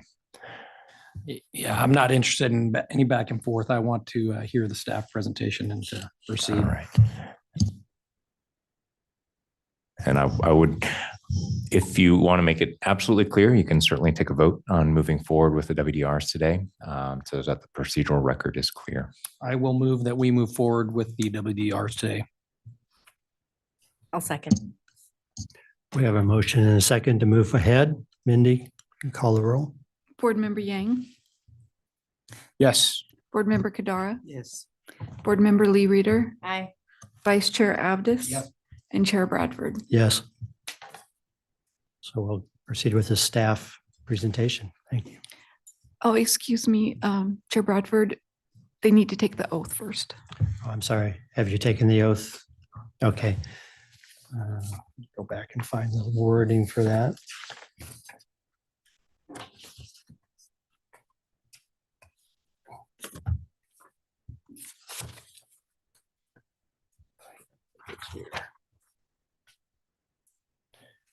Here it is. Do you swear the testimony you're about to give is the truth? If so, answer I do. Thank you. Good morning, Chair Bradford and board members. My name is Brad Shelton. I'm a senior engineering geologist, and I'm the chief of the Title 27 permitting unit here in the Sacramento office. And I've taken the oath. Title 27 permitting staff are here today to present revised waste discharge requirements for the Forward landfill located in San Joaquin County. The discharger, Forward Inc., is not contesting the proposed WDRs. Comments on the tentative WDRs were received from Mr. Michael LaForge, a member of the public, who is contesting the adoption of the revised WDRs. Therefore, we consider the proposed WDRs as being contested. At this point, I'd like to transition the remainder of the presentation to my staff member, Stephanie Giese.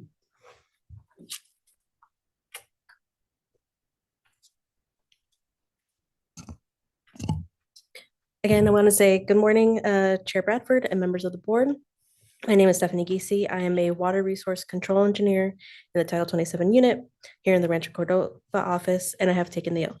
Thank you. I'm here to present some information regarding item 10 on your agenda, the revision of waste discharge requirements R5-2014-0006 for Forward landfill in the city of Manteca. Forward landfill is located in San Joaquin County, roughly 7 miles southeast of the city of Stockton.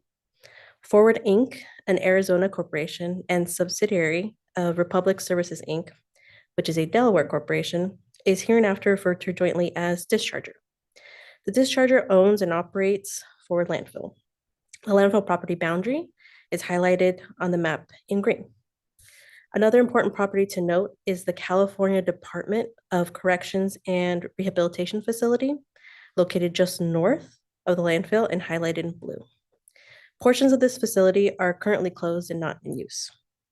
This adjoining property will become important later in this presentation. I'm going to spend the next couple of slides to provide an overview of Title 27 and the framework for waste disposal. Title 27 of the California Code of Regulations, Section 20200, provides the framework for waste classification, treatment, storage, and disposal of waste that cannot be discharged directly or indirectly into waters of the state. Waste must be discharged to engineered waste management units, or WMUs. The waste itself is also defined and classified based on an assessment of potential risk of water quality degradation. I'm going to spend the next couple of slides reviewing two specific waste types and the different types of waste management units that can be disposed into.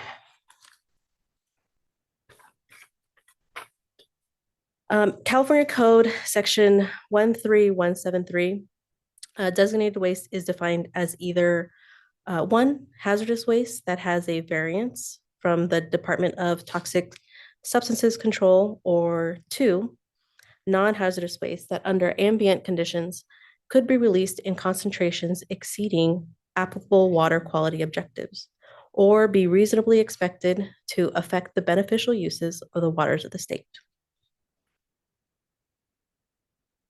Title 27, Section 20220A defines non-hazardous solid waste as putrescible, meaning rotting or decaying rapidly, and non-putrescible solid, semi-solid, and liquid waste that does not contain hazardous waste or waste that could that contains soluble pollutants in concentrations with exceeded applicable water quality objectives or could cause degradation of waters of the state.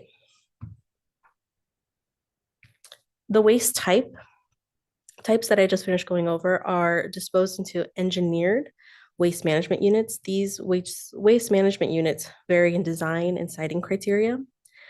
The classifications are based on the ability of the waste management unit to contain waste and protect water quality. There's also a requirement for the units to have 5 feet of separation above groundwater. There are engineered alternatives to this prescriptive standard, which are detailed further in Title 27, where the engineered alternative is required to continue to provide equal protection to water quality.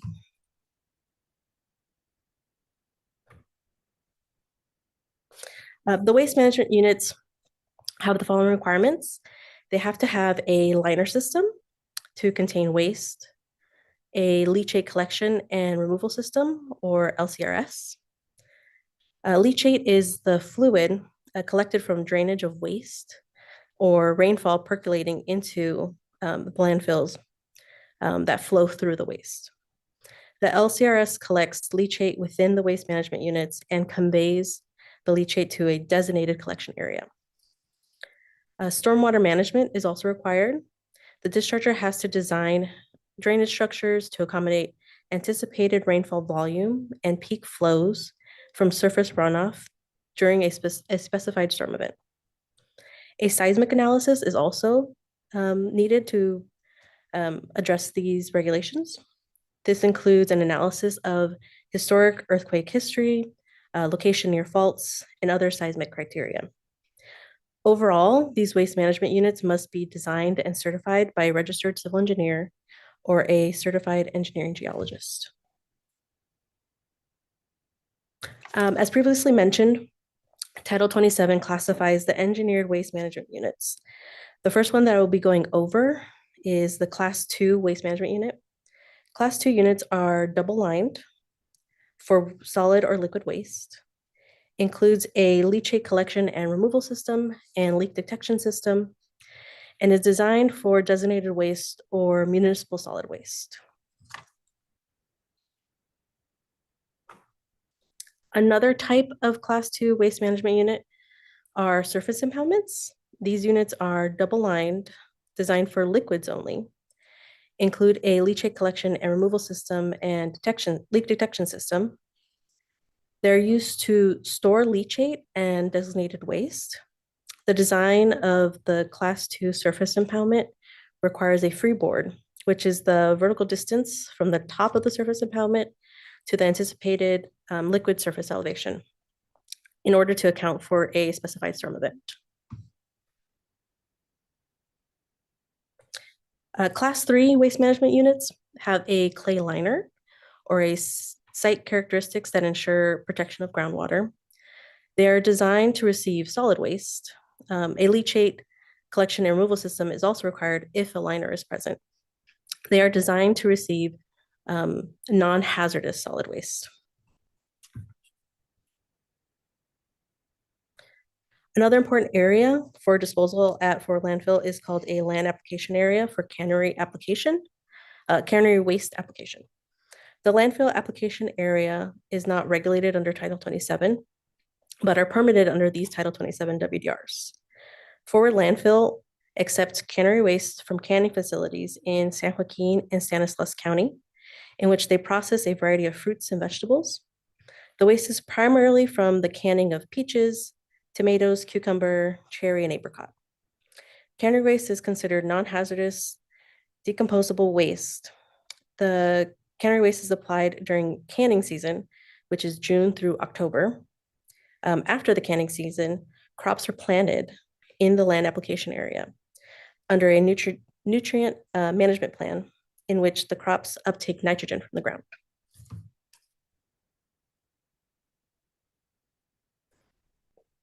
Now that we've reviewed the nuances of Title 27, I'll go over the current site map for forward landfill. The facility is situated on a 744-acre property, which is highlighted in red. The yellow outline shows the limits of the current permitted landfill footprint, which encompasses Class 2 and Class 3 units.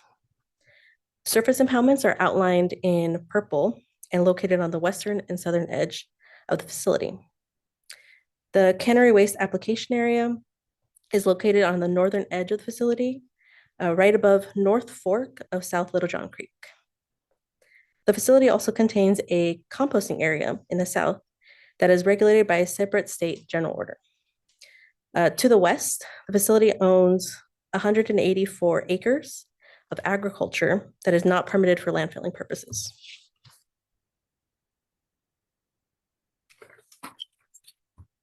For these revised WDRs, forward landfill had an environmental impact report completed under the CEQA process, in which the following WDR requests were analyzed. The first one is a request for additional acreage for landfill use. As you can see on the map, the discharger has requested 8.72 acres to the northeast corner of the facility and 8.61 net acres in the area currently being occupied by the South Fork of South Little John Creek.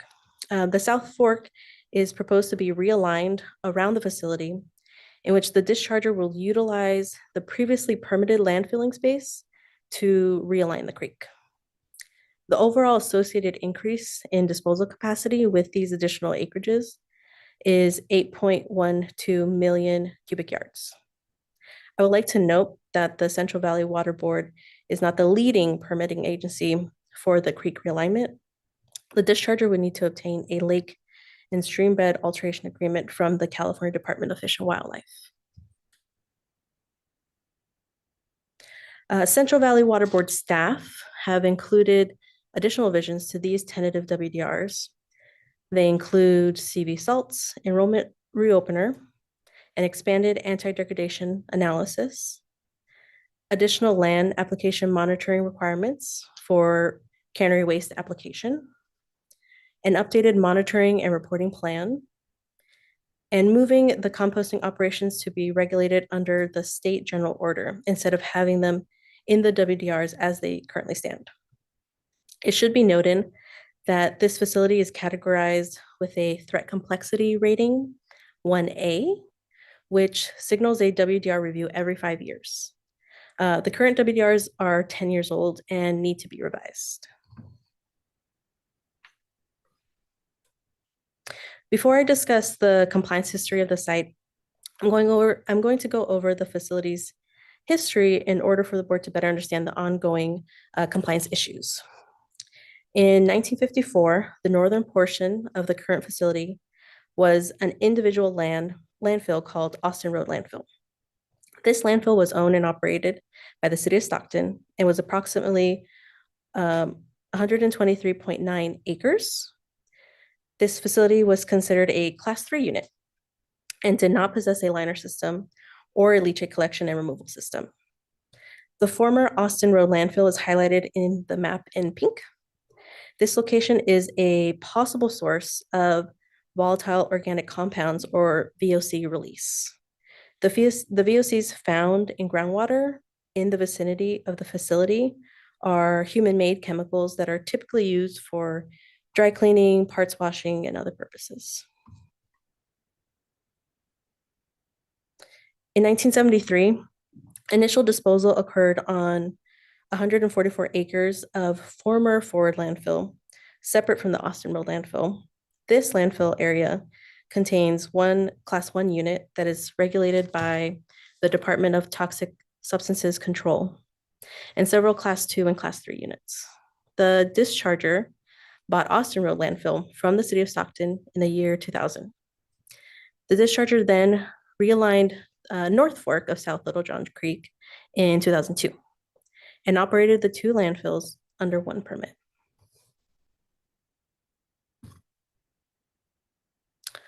Some important current site conditions for the facility is the depth to groundwater is 60 to 80 feet below groundwater surface and has a seasonal fluctuation of around 10 feet. The soil of the facility is made of clay, silt, and sand with minor amounts of gravel. The site receives an average annual precipitation of 14.27 inches of rainfall. As noted in other slides, there are two creeks that run through the site, North Fork of South Little John Creek and South Fork of South Little John Creek. The groundwater in this location flows north to northeast. And as you can see in the figure, groundwater flows underneath the CDCR property. The groundwater has an average gradient of 0.001 to 0.003 feet per feet, or 1 to 3 feet per every 1,000 feet. This will be important as we transition into the compliance issues occurring at the site. Okay, compliance history. A cleanup and abatement order, or CAO, was issued in 2008 and then replaced with CAO R5-2017-0703. The 2017 CAO was issued to establish compliance effort to manage an ongoing volatile organic compound plume. VOCs have been detected from the old Austin Road landfill unit since 1989. The CAO also requires a discharger to define the extent of the groundwater VOC plume and continuously sample residential domestic wells. The CAO also required the discharger to mitigate high nitrogen loading in the land application area.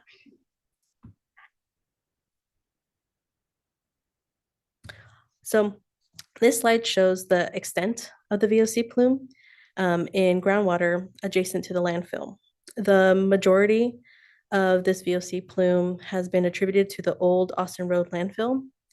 A very small portion of the VOC plume on the eastern edge may be associated with an alternative release. The plume extends from the facility under the CDCR property and beyond, consistent with local groundwater flow direction. In other words, the VOC plume has migrated to the northeast. The compounds that have been continuously detected are tetrachloroethane, also known as PCE, trichloroethane, also known as TCE, cis-1,2-dichloroethylene, also known as cis-1,2-DCE, and vinyl chloride. Again, these compounds are typically associated with dry cleaning and other solvent uses.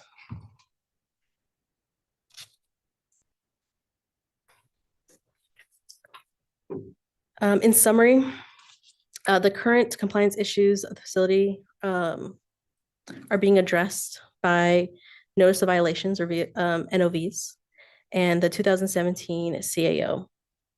The latest NOV was issued in October 2023 to address a VOC release detected in a groundwater well. The compliance and enforcement team is working with the discharger to continue to address these compliance issues. There has been additional groundwater monitoring wells installed to detect VOC plume activity. Groundwater extraction wells have been installed to the north of the facility at the California Department of Corrections and Rehabilitation, with plans to install more.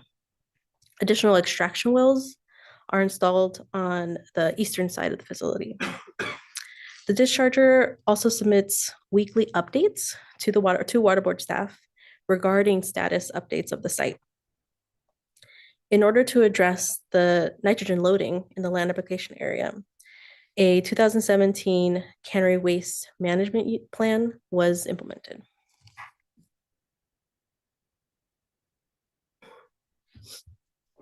As part of the latest tentative WDR circulation, Central Valley Water Board staff expanded their outreach efforts and published the notice of public hearing in English and in Spanish, since the surrounding area is predominantly Spanish speaking. The WDR revision notification was also sent to 15 local and historically local tribal groups, 2 environmental justice groups, 1 local newspaper, 2 local libraries, and 1 local post office, and 60 residential homes. And I'm going to just zoom in on the area that we notified. I will be going over a timeline of the tentative WDR's circulation before going to public comments. There have been 3 rounds of tentative WDR circulation, one in April 2022, one in June 2023, and one in October 2023. The tentative WDRs were pulled from the April 2022 agenda due to a damaged surface impoundment that required additional time to resolve.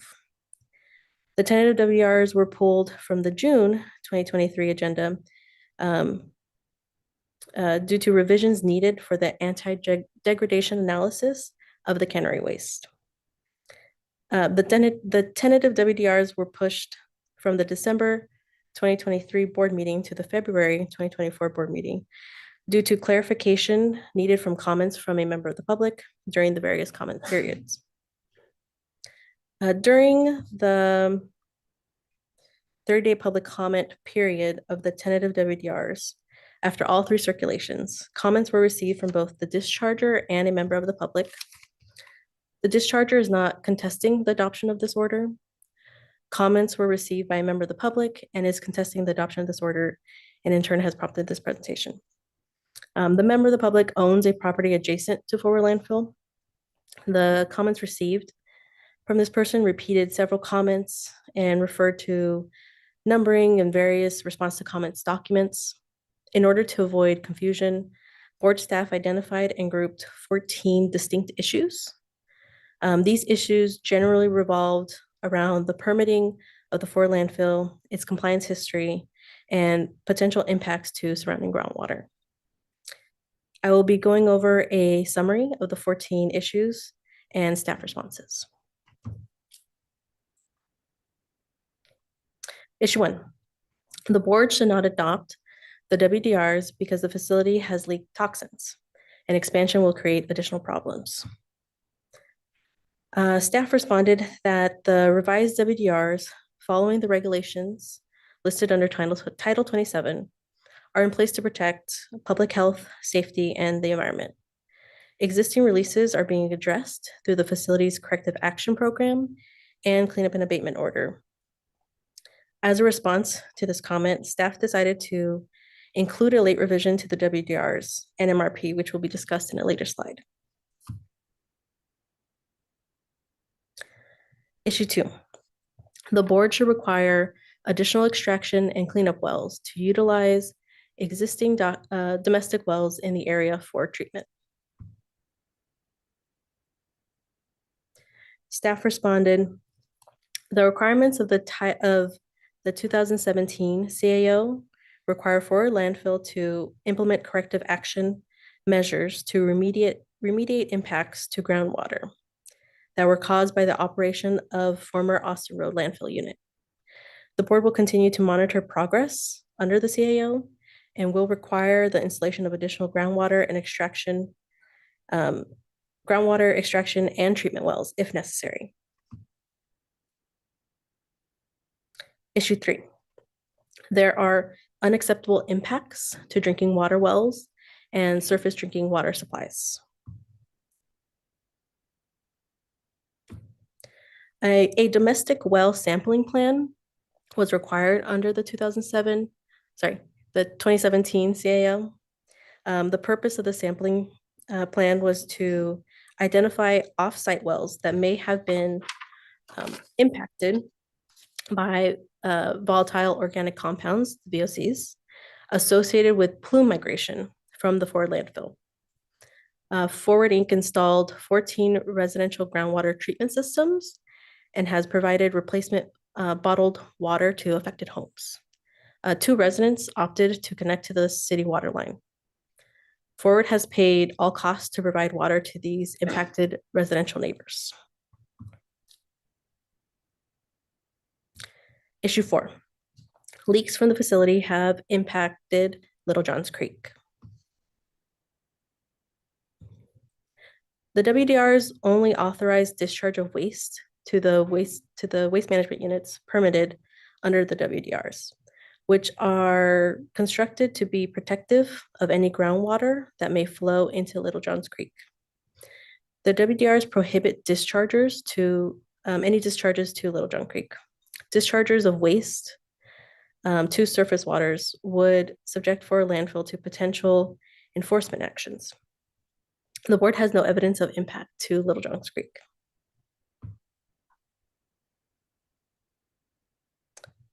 Issue 5. Forward has not complied with the 2017 CAO, and the board should reject an expansion, strengthen the WDRs, and or take additional enforcement action, including administrative fines.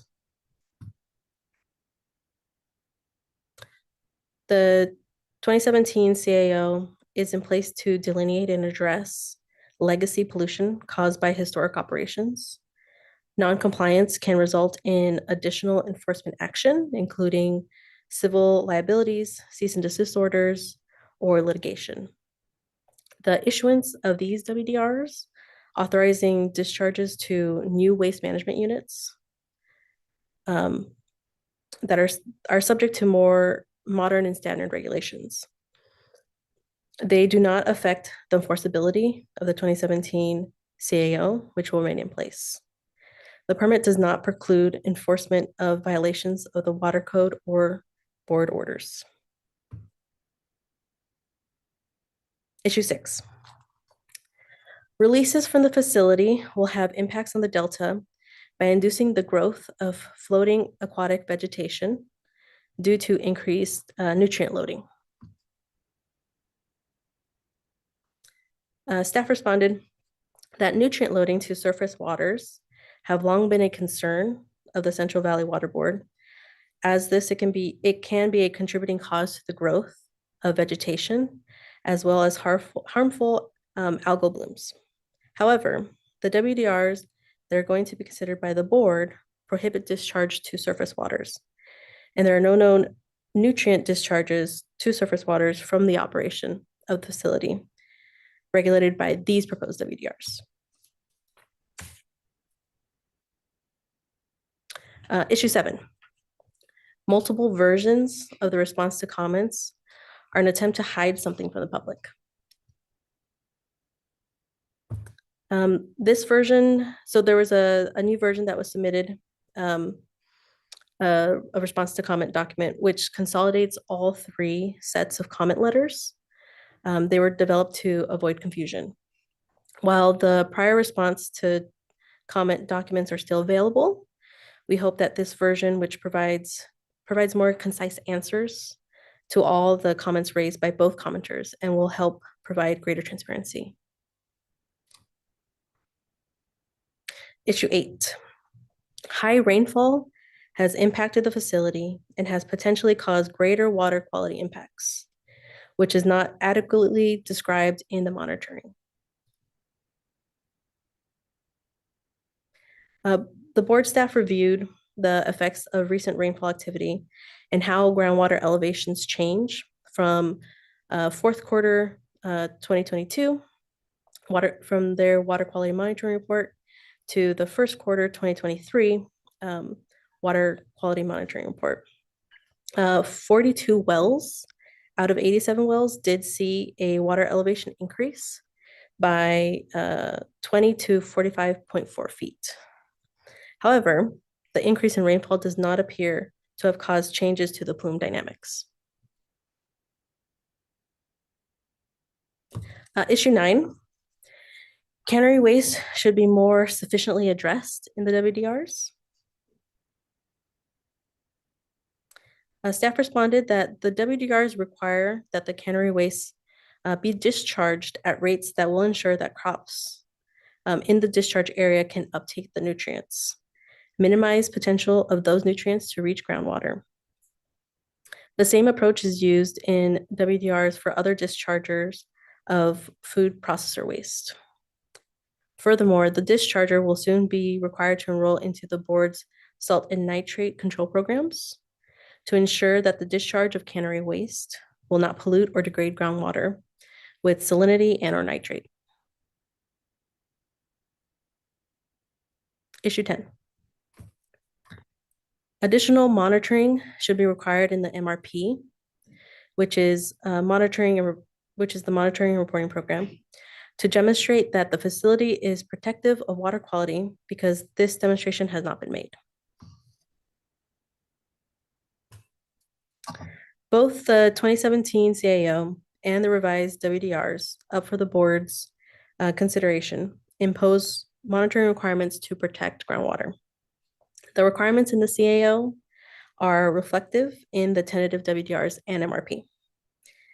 The tentative WDRs impose additional monitoring to complement and enhance the monitoring conducted under the 2017 CAO.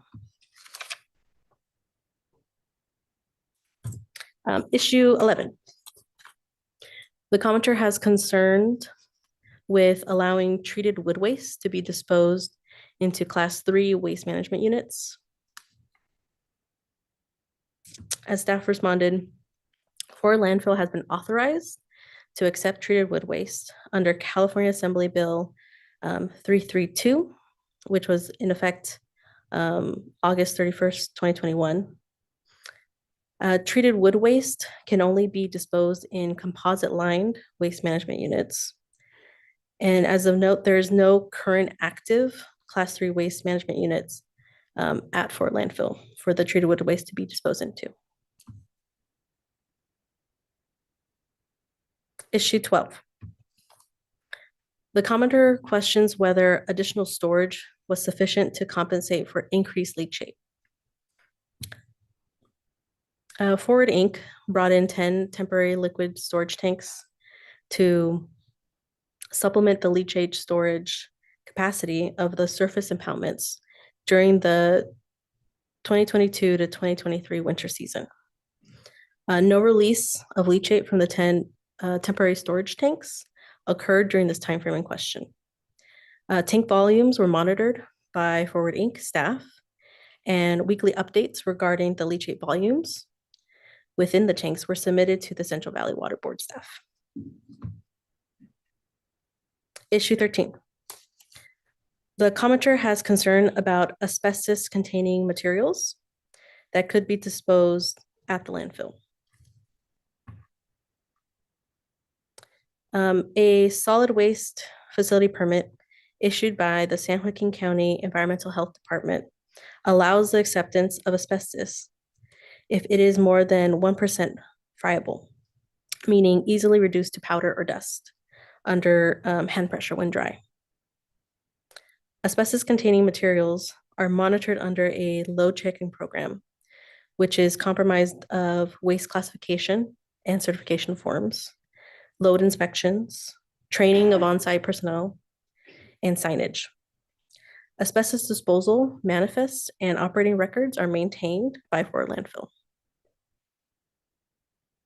Issue 14. The commenter states that he witnessed windblown trash offsite. Windblown trash can create a public nuisance and can be considered a violation of the WDRs. Compliance and enforcement staff will investigate these claims and continue our efforts to regulate the facility and monitor the ongoings of the facility. At this time, Central Valley Water Board staff has submitted a late revision to the agenda item in response to comments. In order to strengthen the WDRs in regard to potential leaks from surface impoundments, Additional language has been included to define an action leakage rate for the existing and proposed Class 2 surface impoundments. An action leakage rate is the maximum flow rate that a leak detection system can remove without putting too much pressure on the liner system. This will reduce the potential for leaks. These WDRs set the action leakage rate at 3,000 gallons per acre per day, which is consistent with regional practice and EPA guidance. The WDRs include requirements at lower intervals that the action leakage rates, than the action leakage rate to investigate excessive leaks. This addition will also require the discharger to install automatic pumps and monitor the Class 2 surface impoundments on a continuous basis instead of a monthly basis. The discharger has reviewed these late revisions and has agreed to the changes. Copies of the late revision are available for those interested.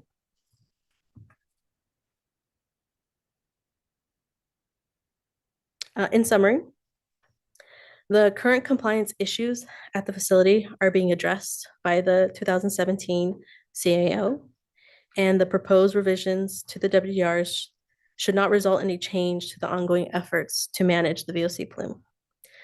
The current WDRs are 10 years old and are outdated. They should be revised. In turn, a revised version of the WDRs will assist compliance efforts.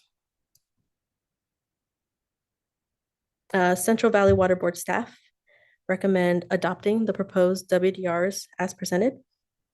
This concludes our presentation. We ask that this presentation and case file be entered into the formal record, and we are available to answer any questions.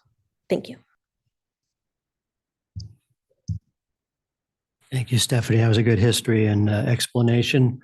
I guess my observation is a lot of the comments and issues seem to be confusing or overlapping the cleanup and abatement order with the WDR revisions, and they seem sort of general and speculative. The data that you presented seems to support the current proposal. It's a well-regulated site, and if anything, these light revisions that were issued yesterday are more restrictive. So with that, I'd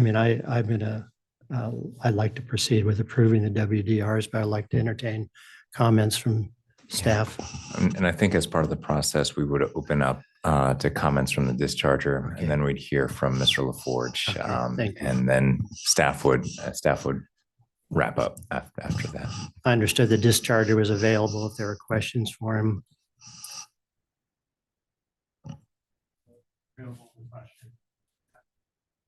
Okay, thank you. Mr. LaForge. Mr. LaForge, would you like to respond to any of the presentation that you just heard? Yes, the issue that I'm a pro-business minded person, and I think anybody should be able to do whatever they want. I'm not opposed to the expansion as long as they follow the rules. And the issue we have is a history of non-compliance with no consequence. This plume has grown for decades. It's never, it's been larger every year. It's been an increase in volume. We have a 2008 cleanup and abatement order that was issued that was completely ignored, which forced your board to issue a 2017 cleanup and abatement order. So that essentially has been ignored.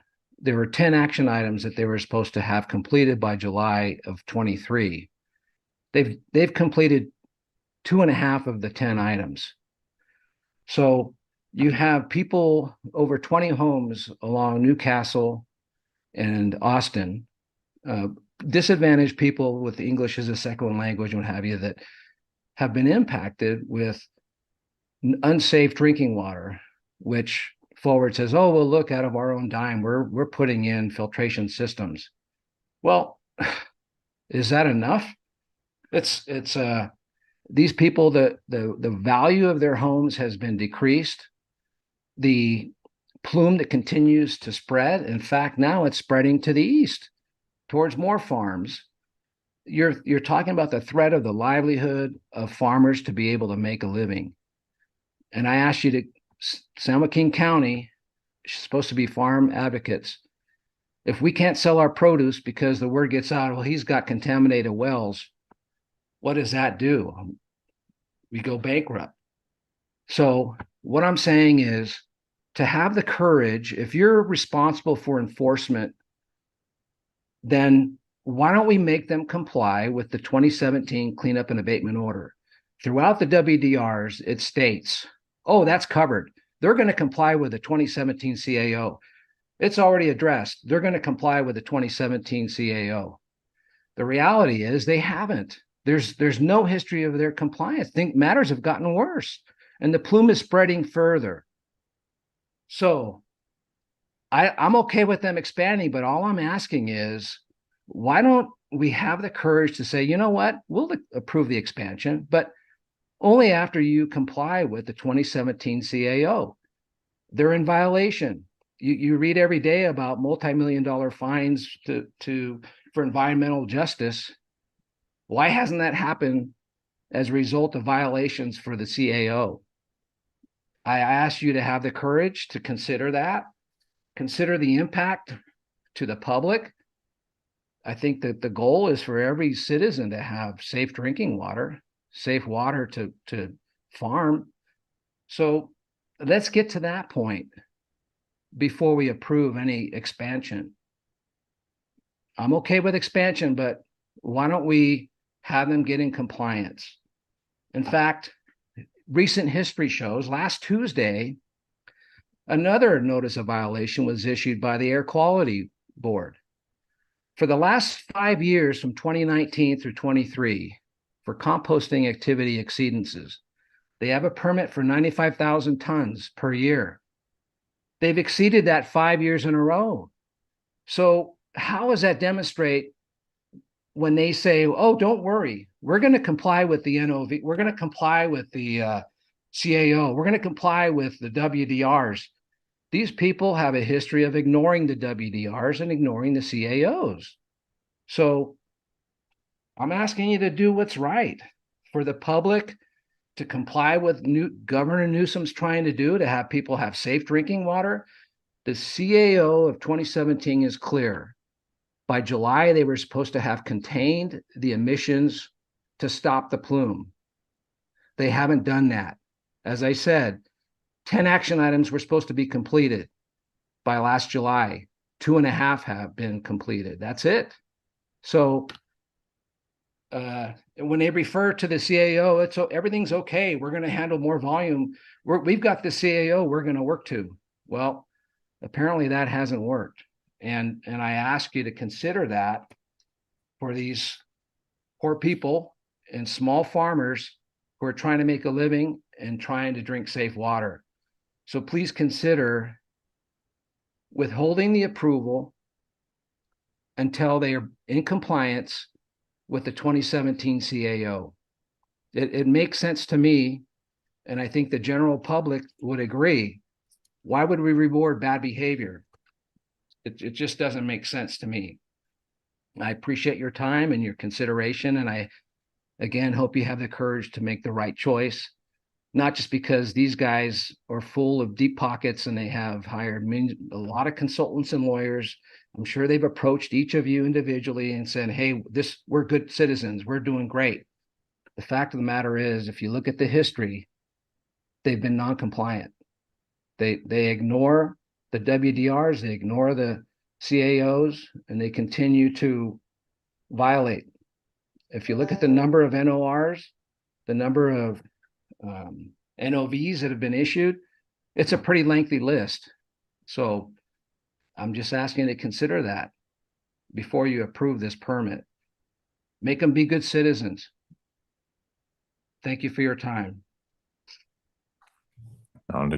And thank you, Mr. LaForge, for the comments. I would clarify kind of one point just for anybody in the audience, is that there has been no direct communication from Ford to any of the board members that would be an impermissible ex parte contact, That's prohibited by open meeting laws, and I can absolutely attest to the fact that we have not allowed Forward to make any entreaties of our board members individually. So everything that you see is happening in open session and on the administrative record. And Mr. LaForge, I'll commit to you, given direction to our enforcement team to write up a response. I believe that they're going to be looking at Forward's compliance with the cleanup and abatement order. And by the June board meeting executive officer report, we'll see if we can have a notation of a write-up for the compliance with the cleanup and abatement order.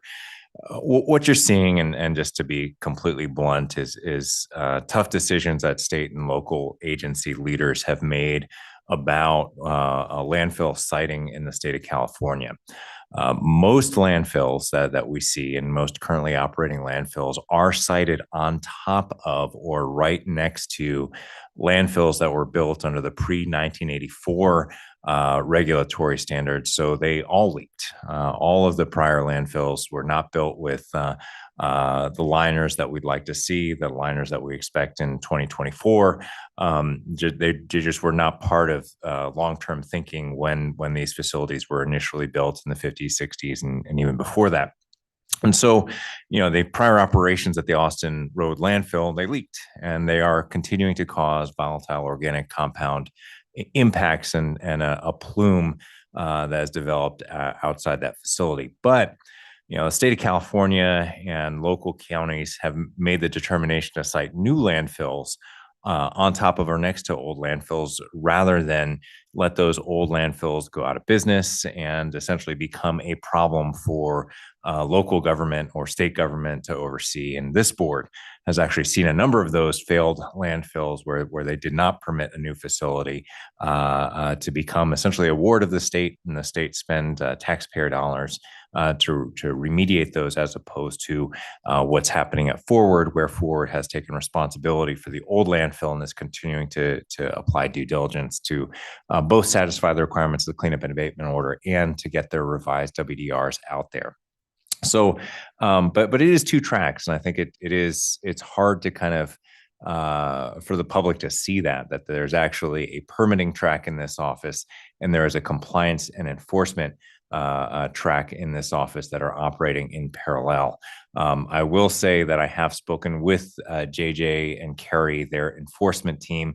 They know that there are issues at the Forward landfill, and they will be continuing dialogue with Forward about how to rectify those ongoing problems. And you're right, giving free water or providing free filtration to nearby homes that may be impacted by a plume is not enough. You also have to work on remediating that plume as well.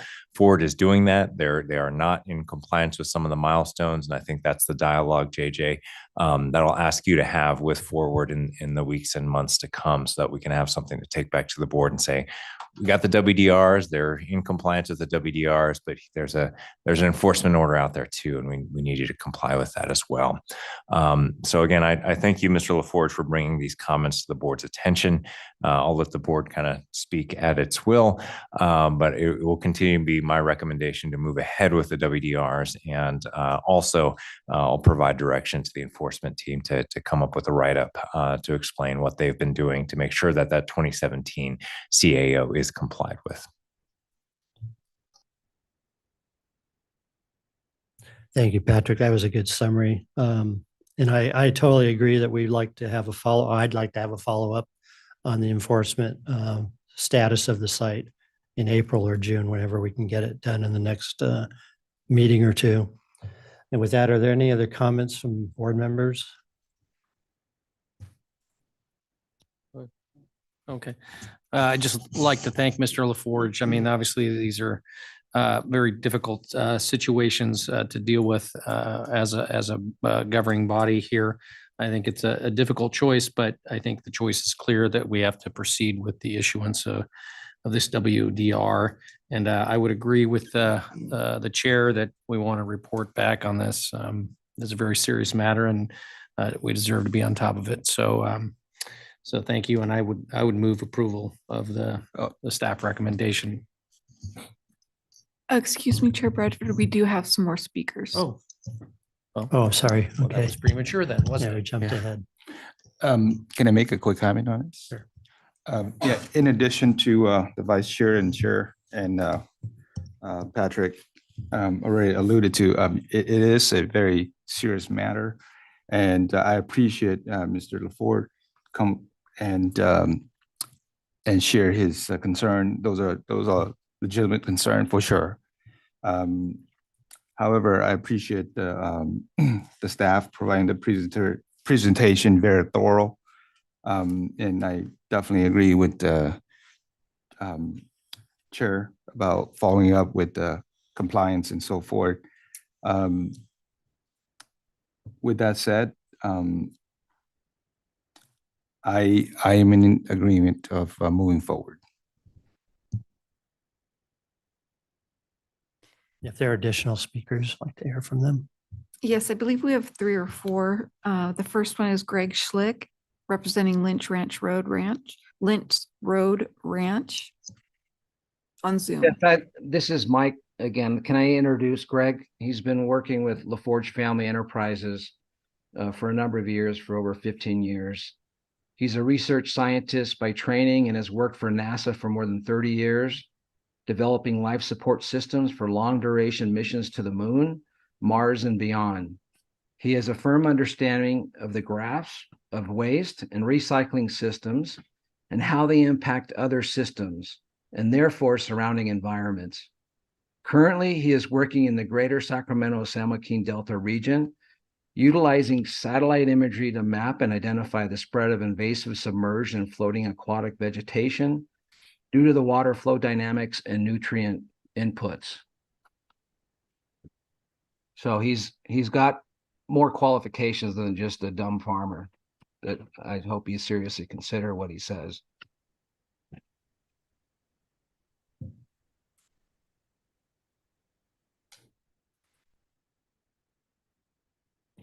Greg, are you online?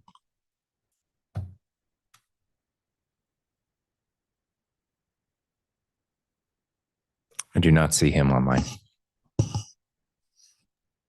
Actually, I'm sorry. He had the bug, so I didn't expect him. I was surprised that he was on what Mindy mentioned he was on, but he's sicker than I am, so I apologize for that diatribe. Well, and we will have the follow-up on the cleanup and abatement order down the road, so you'll have another chance to give us some input at that point. By then, it's too late. Well, I think the data demonstrated that there wasn't an impact to surface waters from this facility, so I'm not sure what the discussion would be about floating aquatic issues and harmful aquatic blooms. So given that, I think we can move on to the next speaker if there is one, Mindy. I have Benjamin Wade representing Republic Services.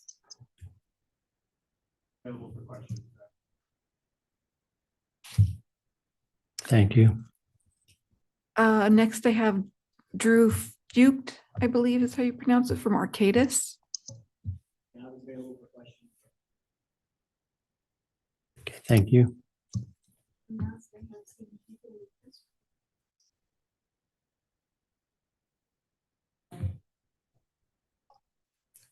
Okay, thank you all.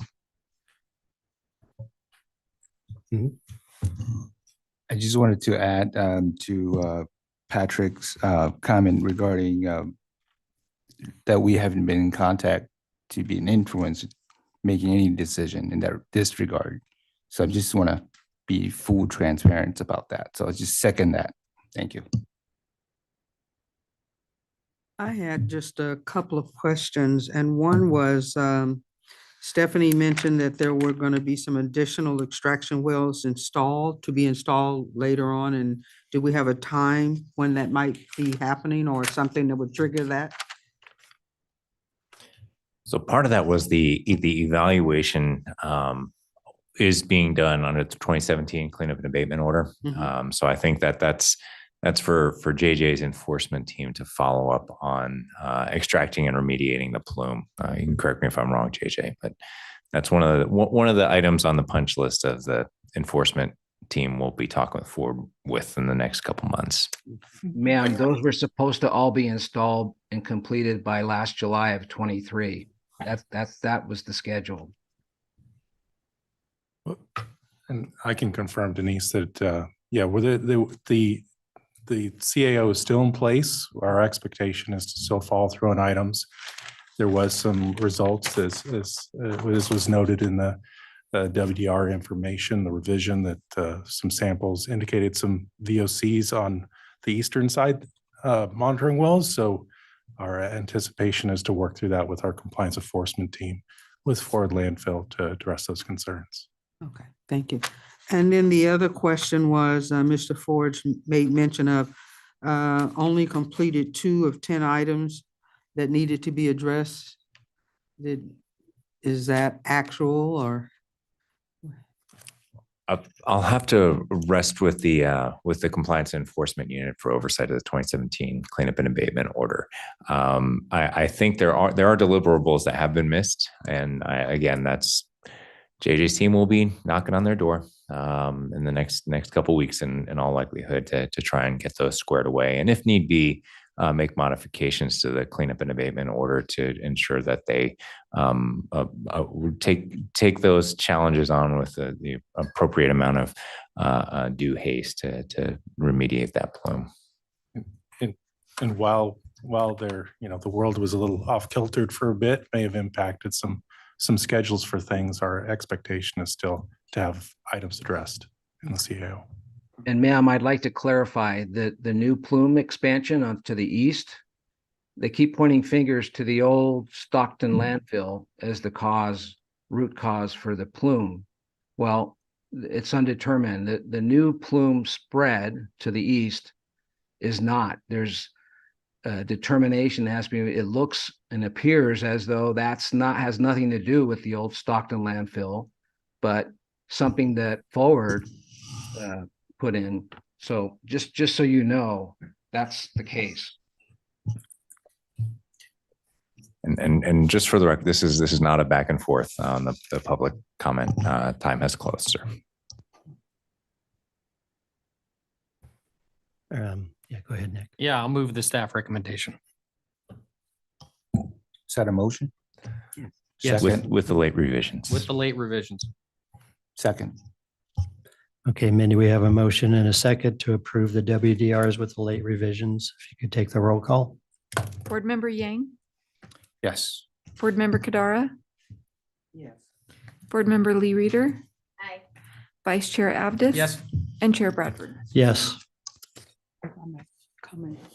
Yeah, I'd just like to comment that, yeah, I do appreciate the feedback or comments from Mr. LaForge. And as our board members have also said, we look forward to having the document, this coming back before the board for us to see how progress is being moved forward. And thank you, staff, for your work. And we'll look forward to seeing the item come back and give us an update. Thank you so much. Thank you. And I also want to emphasize we have not been contacted, and I would not entertain contact from any of the regulated parties, whether it's Forward Landfill or any of the others. And I'm looking forward actually to the presentation on enforcement status for this site. I've got a little bit of background in remediation and landfills, so I'll be happy to dive into that data too and talk about it next time we have a chance.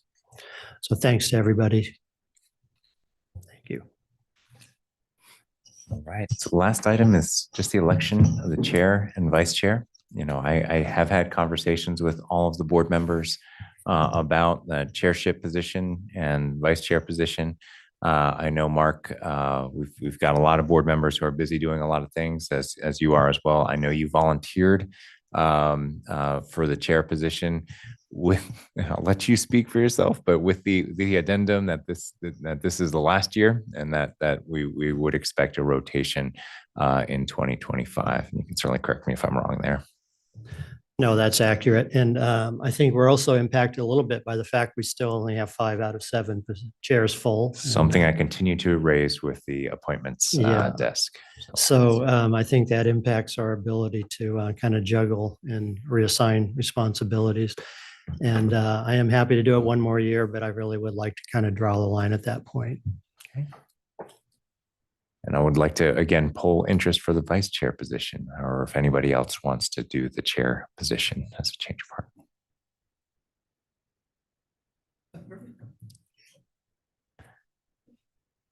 Yeah, I'd be interested in serving as the vice chair again, but certainly open to others as well if there is interest.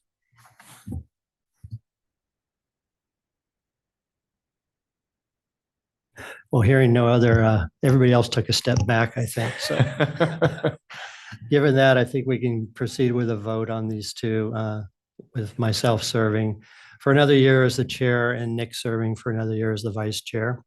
And hopefully we'll get a couple of new members by the time we have to do this again in a year. So with that, Mindy, could you take a roll?